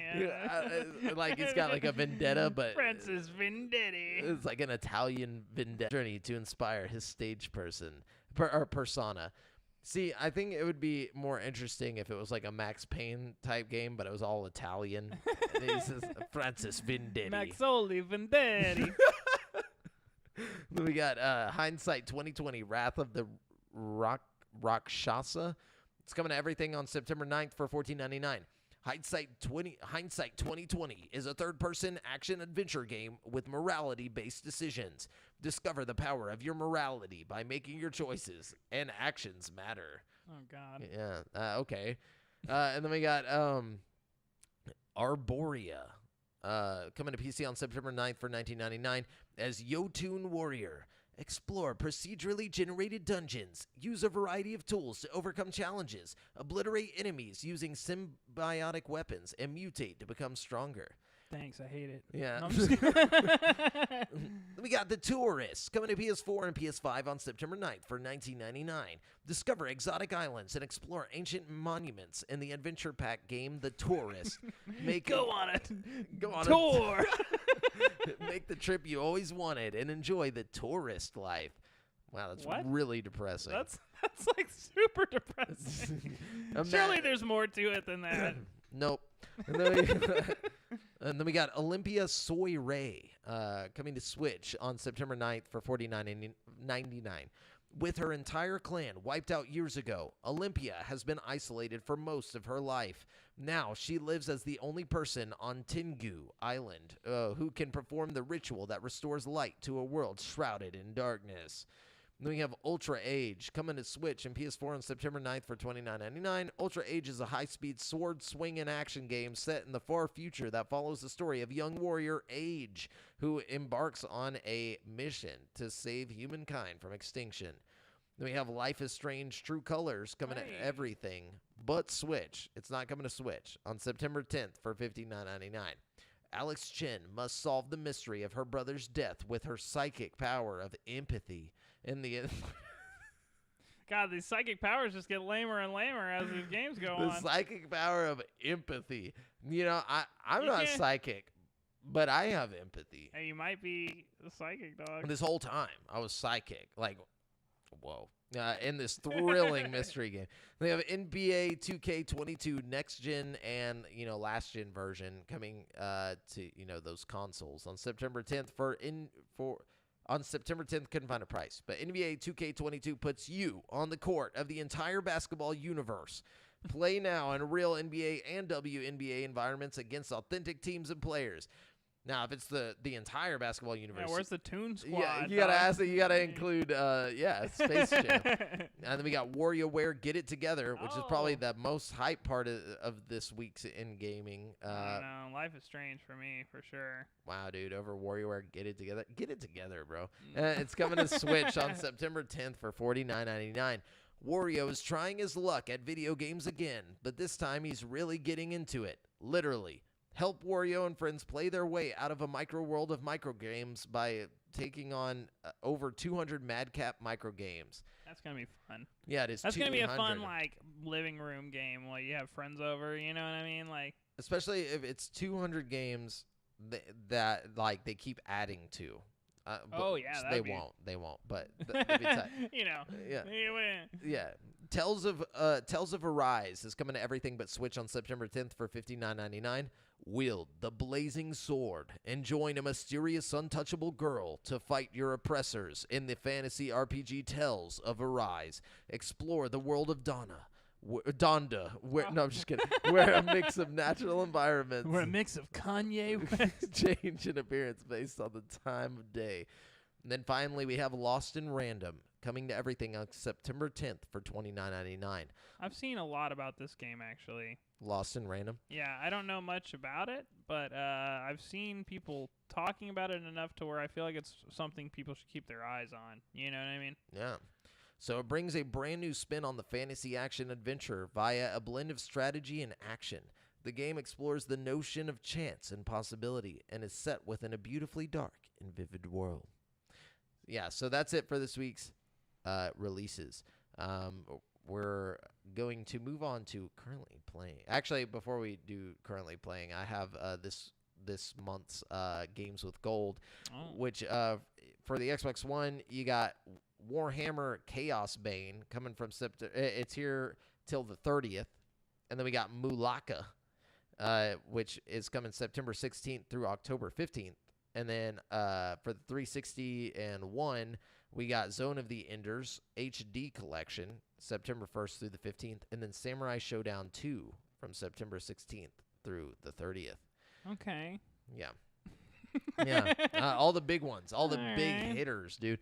Do you got the PlayStation games? Yeah, we got the PlayStation games. Okay, looks like we're doing a little better over on the PlayStation side of things. Usually. That's the one thing PlayStation's been doing better these days. We're getting Overcooked, All You Can Eat. We already had that on Xbox. Get out of here. All You Can Eat? I don't know. I think so. Is that like the newest one? I don't know. Yeah. But we're also getting Hitman 2. Nice. And Predator Hunting Grounds. Oh, that's cool. Pretty good lineup this week, actually. I would never buy that Predator game, but I want to try it. Totally. I think that's how I feel about it too. Fucking also, let's see. I wish that would come to Game Pass. Yeah. Okay, Overcooked All You Can Eat is an enhanced collection of the first 2 Overcooked games and their DLC.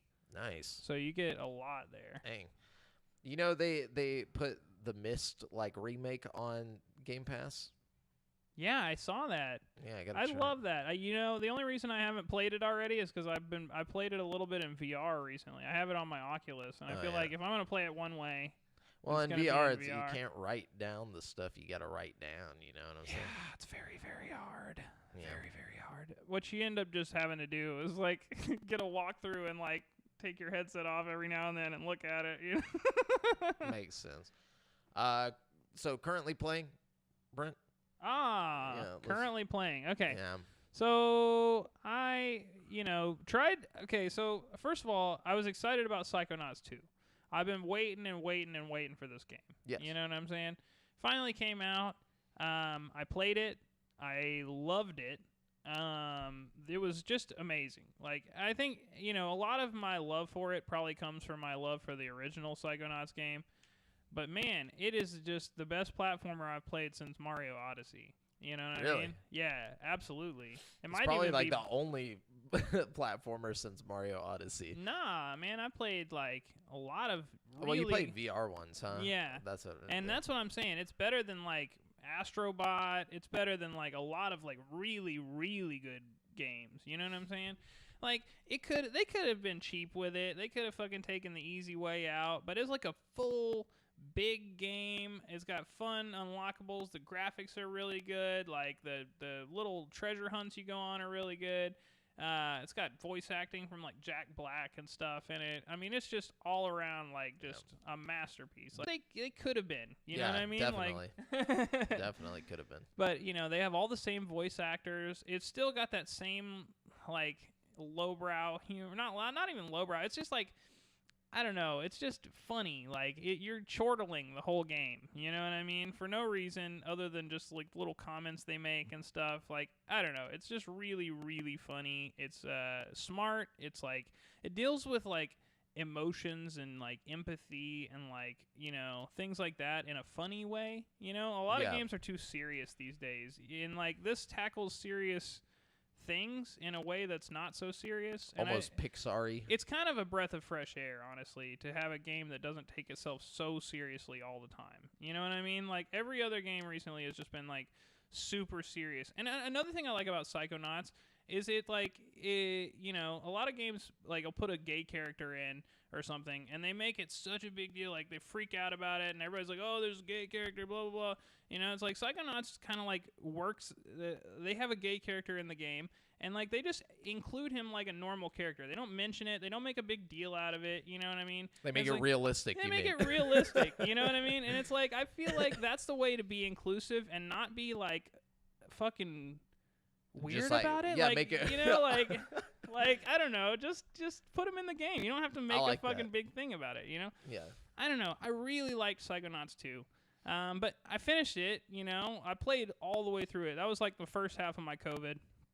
And I was like, fuck, there's just this hole in my heart where Psychonauts was, you know what I mean?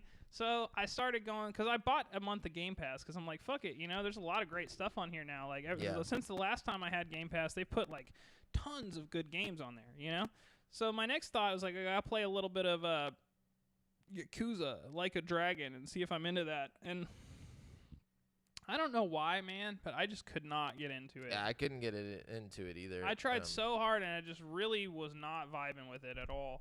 And, like, I've heard a lot of people say it's really good, and I really wanted to like it, but I couldn't get into it. It's too wacky. Yeah, it's wacky, and, like, the story parts, I don't know. It just didn't draw me in, Yeah. And so I gave up on that one. And I was like, fuck, man. I downloaded like 7 different games on Game Pass. And the first one I played, I was like, all right, I'm just going to play this one because everybody says it's good. So I downloaded Hades and like a bunch of other games. But Hades is the first one I played. I played Hades as well. You played Hades? Yeah. Like this week? Yeah. Oh, okay. Cool. So we can talk about it. Fucking, yes. But like, man, I meant to just like kind of try it out and then go on to something else. You got addicted? I got so fucking addicted. I'm still addicted. Like, all I want to do right now is go home and play Hades, dude. I'm at work, like, thinking about it and shit. Like, I'm obsessed with fucking Hades. Like, Hades is like a bigger. It's just a bigger version of Dead Cells. That's what a lot of people I've Yeah. heard say, and I was gonna recommend it to you because I know you like Dead Cells. You know, Yeah. I think Dead Cells might actually be the next thing I play because I'm so into fucking Hades right now. But like, oh my god, like my first my first game, I got pretty far actually. Like, you know, I got to like the Bone Hydra or something and got killed. Nice. And I was like real high on myself because I was like, hell yeah, dude. You know, I did good on my first one, you know. And then on my 9th attempt, I got to fucking Hades himself. And I was like, all right, I'm fucking doing this, you know. And it ended up taking me like 40 attempts to actually beat the game. You know what I mean? Oh, nice. Yeah, I haven't beat it. Dude, No. yeah, I was so satisfied when I finally did it. Like, it is fucking hard. But, like, man, when you finally get that last blow in on him and then you see him, like, fucking die, you're like, yes! And, like, the story is so interesting. I love Yeah, I like the characters the and stuff. characters and stuff and the artwork. And, like, I like how the events change. Like, your boss will be different every now and then. Like, you'll have to fight a different one of the sisters or, like, you know. I don't want to ruin anything for you, but, like, some weird shit will happen even after you beat the game. Like, you'll go back through and, like, different things will start happening, you know? Like, it doesn't just end once you beat it, you know what I mean? Which is, nice. I love that about it, you know? It just gives you more incentives to keep playing, and then it's like, all right, have fun, you know? Yeah, it's like New Game Plus, basically. Yeah, and it's like one of the few games where I've like finally beat it and then just immediately started over again. You know what I mean? I was like, oh, I did it, yes! And I was like jumping around the room. I was like, all right, I'm gonna go Let's again. see what's in here. Yeah. No, that's cool. It's so addictive, man. I think you finally, it's cool to see you like. It's like whenever I first played Dead Cells, like it's something that I had never experienced before, Yeah. and it's like exciting to You know, get thrown into it. it gives me the same vibe as like Sekiro or something when I get to Hades, like because it's like I've worked so hard just to get to this one boss fight, and it's like I know you're gonna whoop my ass. You know what I mean? You beat me. Like I've won the game one time, and I've done like 45 attempts or some shit like that. You know what I mean? But like that one time, it was just like, oh, you know what I mean? Like, That's tight. I really like the story too. I like how you can open up different areas of like the lounge and whatever. You know, like I don't know. It's just all around really cool. Yeah, it kind of reminds me of like Hercules for some reason. Yeah. Lots of. I Notice love- the background is Hades. Oh, I didn't even notice that. Wow. Yeah. I have been so obsessed with it. I feel like I would have noticed that. That's a shame. But man, dude, I'm so into it. I don't know. What do you think about it? I've been just sitting here I rambling like it a about lot. I'm not that far into it. Like I just kind of picked it up and started playing a little bit of it. How far have you gotten? Just past the first boss. That's it. Okay, cool, And then cool. I was like, all right. I was like, I know exactly what this is. It's Dead Cells, but like cell shaded and like with a better story going on. So, which is it's not a problem. I just like was too tired to get into it. I was like, all right, I'll wait, and then I'll play this again like this week sometime. Dude, yeah. Like, man, it's one of those, once you, like, really start, like, leveling up your guy, it just gets so fucking addictive. Does Dead Cells have different weapons like that? Oh yeah, Cool. yeah. Dead Cells, like you have like so many different ways to go into the thing, you know. Or into the mode. Like you got swords, you got ranged weapons, you got like maces and all this stuff. On the run where you finally beat Dead Cells, how long did it take you? Like, I never beat it. you never beat it? No. Oh, okay. Because like I just got so like annoyed with restarting. See, that's one thing I like about Hades is like if you like actually play from like if you like say you just start up the game and you play straight through it and beat it without ever doing a second run, like it would only take you like 30 to 40 minutes. You know what I mean? To beat the whole thing. You know it's what the I mean? same with Dead Cells, but Dead Cells doesn't have many things that carry over. Like in Hades, how you can like carry over certain. Oh, like, see, I like that. That's one of the Yeah. things. That's my favorite thing about it is like the fact that every time I die, I know I'm coming back a little bit stronger, a little bit better, a little bit. You know, it really makes me want to play that Returnal game that everybody's talking about. Oh, yeah, because yeah. I think it's got a lot of the same kind of vibes. You know what I mean? It does. Like in Dead Cells, it's like it starts you off with a random weapon. Like, Oh, yeah. So, interesting. See, I don't like that. I like to Yeah. like strategize straight from like the pre launch room, you know? Like, I like to pick my weapon. I like to use my Titan blood to, like, do an upgrade on it. I like to, like, I don't know. I have a whole thing. Something about Hades is just really magical to me. But, dude, I found out that the people who made Hades, Supergiant Games, apparently have, like, 3 or 4 other games that are exactly like Hades. And I haven't played any of them. One of them's called Transistor. One of them's called Bastion, and one of them is called. Oh, you haven't played something what? else. I didn't know that those were made by the same people. But yeah, I have Bastion and I have Transistor. Are they I good? played Transistor. Yeah, they're good. Like it's like isometric, like like that kind of top down situation going on. Different types of games though. You know what it reminds me of? It reminds me a lot of Dead Ops Arcade from Black Ops 1. Do you remember that? The top-down zombie thing? Yeah, I never played it. But are you talking about like where it's kind of like Hellfighters or whatever? Yeah, kind of. Or whatever that game was called. Yeah, I know what you mean. But yeah, it does remind me of that. Also, it kind of reminds me of what was that game that we played? It was like a first-person shooter. It was called like something Bastard.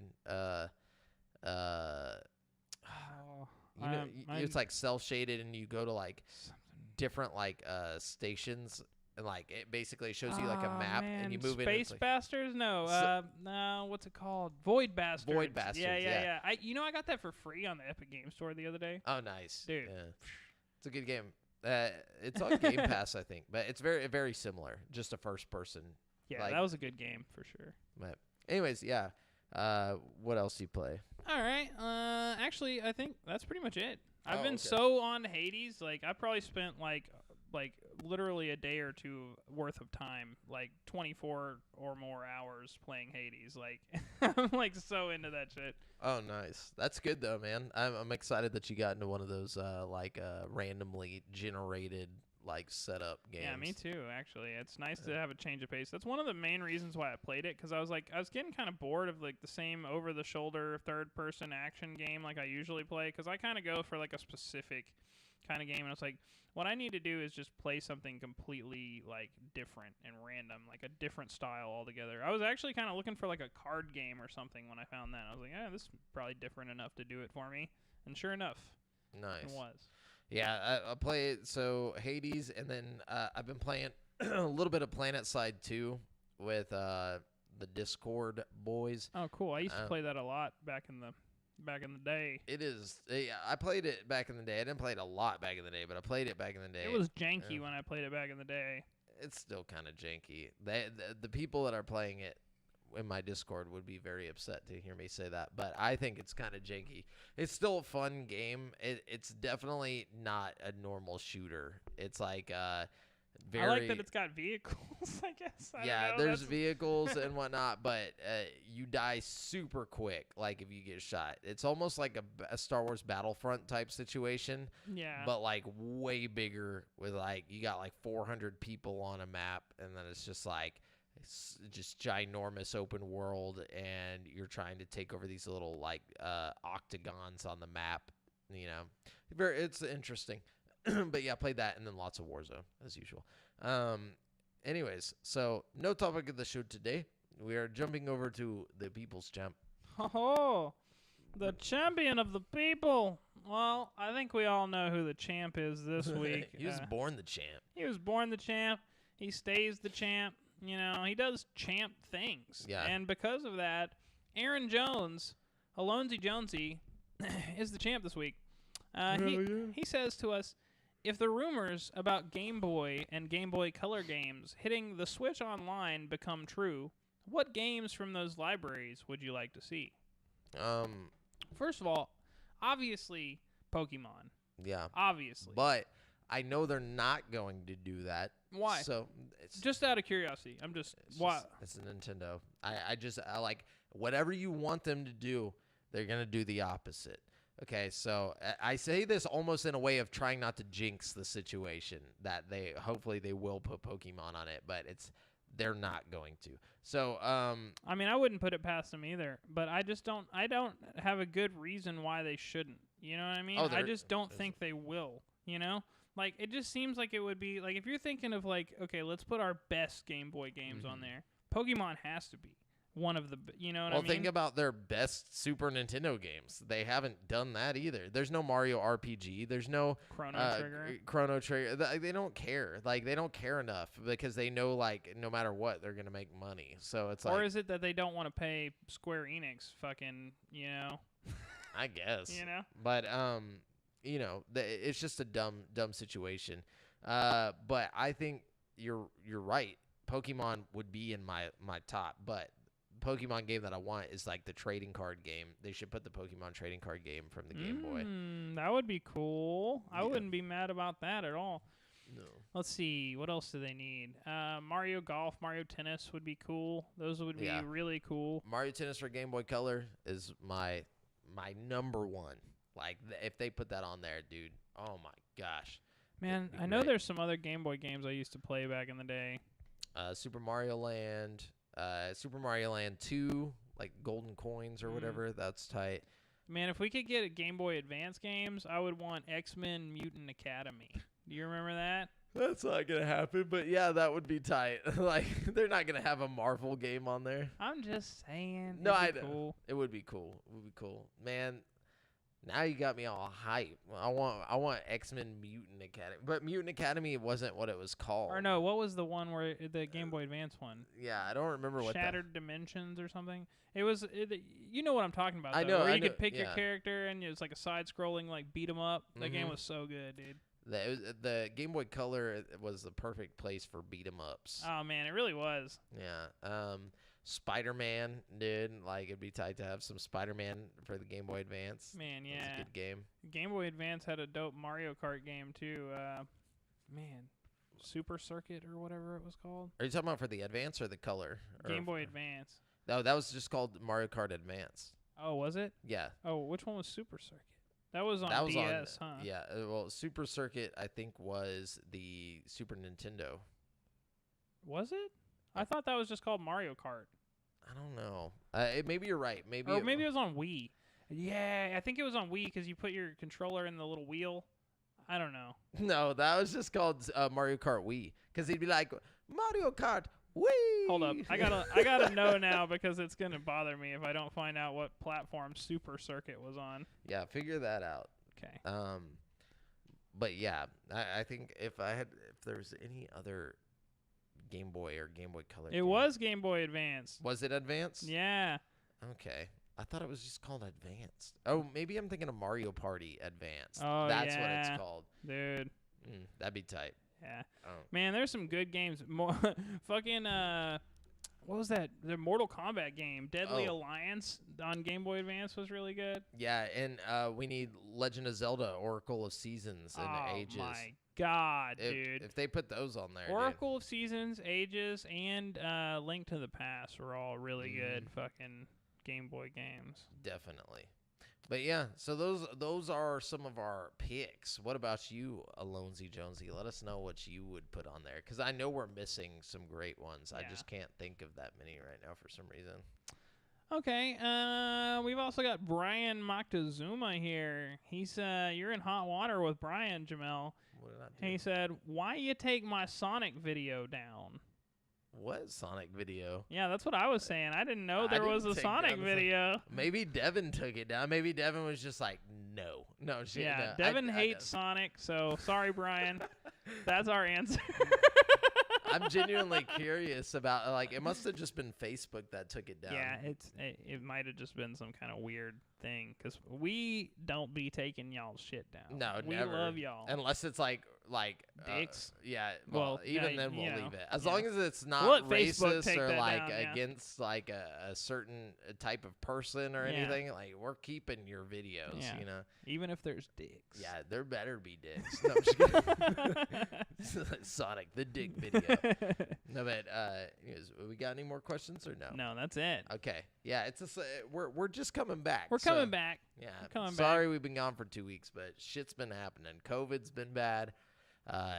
Family stuff that's been going on. But anyways. So now we're gonna move on over to Brian's Trivia Challenge. I like that. Sorry, I didn't have a fun name for it, so I just made challenge crazy. Anyways, Brian's Trivia Challenge. You ready? Yeah, you dude, ready for this? I'm always ready. All right. I'm always ready. Tip-top shape. Tell me mentally. the technical name of a hashtag. Oh, a pound sign. A pound key. Nope. Pound symbol. Let me rephrase this. Tell me the technical name for a pound symbol. The technical name for it? Yeah. The number symbol? I don't know. I don't know. What is it? It's an octothorpe. I would have never fucking thought of that. I've heard that, but I would have never thought I of had it. never heard that before last Yeah. night. I thought pound was the technical term, Yeah. you know? So It's like back before then, we were octothorping, dude. Octothorpe. our parents are like, don't you mean the octothorpe? Is that all you got? No, we got Okay, one more. we got one more. All right, give me a shot, dude. Tell me the weight of a blue whale heart. How much does it weigh? I know it's something like it weighs like a school bus or something like that, but I don't know what that is. Definitely not. Is it not that? Not even close. Maybe like a fat guy on the school bus. Oh, really? Like two fat guys put together. Maybe So like it's only like 500 or like 800 pounds or something? it's like 400 pounds. Wow. No way. Yeah. That's not that much. That's what I thought. I was like, man, you know, you had like a couple really strong dudes. You could just pick that up. You know? I can deadlift that. Yeah, I Jamel could pick up a fucking whale I can heart right squat now. that. I can squat and deadlift. So a you whale could heart. literally just pick it up and walk off with it if you had I don't know to. if I can walk with it, but I know I could pick You it could up. move it though. Yeah. You know, you could like roll it or something. If I had like a good like a good like a dolly. no, like if I could like put like some like stab some poles into the side of it, like You're just running down the street with a whale heart. Everyone's like, that guy's jacked. I can definitely do it, dude. Blood going everywhere. Just gushing. Like, I feel bad for the well, but you know, sometimes you got to get the gains in any way you can. But anyways. feels good to be back, boy. It does feel good to be back. Not boys. Yeah. When Devin gets back, it'll feel even better. Yeah, you we'll know? have the whole crew together soon. It'll be like, what is it, Captain Planet shit, where we just put our rings together. Yeah. And we fucking transform into Gamespeak podcast. Yeah. Why do they put their rings together? Do they they don't transform, do they? I think they get like cool powers and shit, right? Okay. Like, so they don't have the powers unless they like dap. Like, I'm pretty sure. I don't really remember. It's the only way to get your. I don't know. I just know they had rings, and the rings, like Green Lantern style, helped them somehow. Yeah. You know what I mean? They get cool, like, ecological powers, dude. Which I have no idea what that is. I've got the power to pick up trash. It's like, oh, cool. No, but remember, guys, you've been listening to GameSpeak Podcast, courtesy of GameSpeakPodcast.com. The show posts for free every Wednesday on all podcast platforms, but you can watch it live before anyone else on twitch.tv/GameSpeakPodcast or youtube.com/CreateForSanity or facebook.com/group/GameSpeakPodcast. Every Monday evening at 7:50 p.m. CST. Be sure to submit any questions you want us to read on the show to the GameSpeak Podcast Facebook group or in the Discord, which is DSC. DSC. I don't know. I'll get that next time. But yeah, just go to the group and drop it there. But check out our video content on YouTube after or like on Wednesdays. And if you want to stay up to date with your boys, you can find me on the Twitter at the handle @JoffreyJamel. Brent has one, and Devin at Devondrius. And check out the GameSpeak Podcast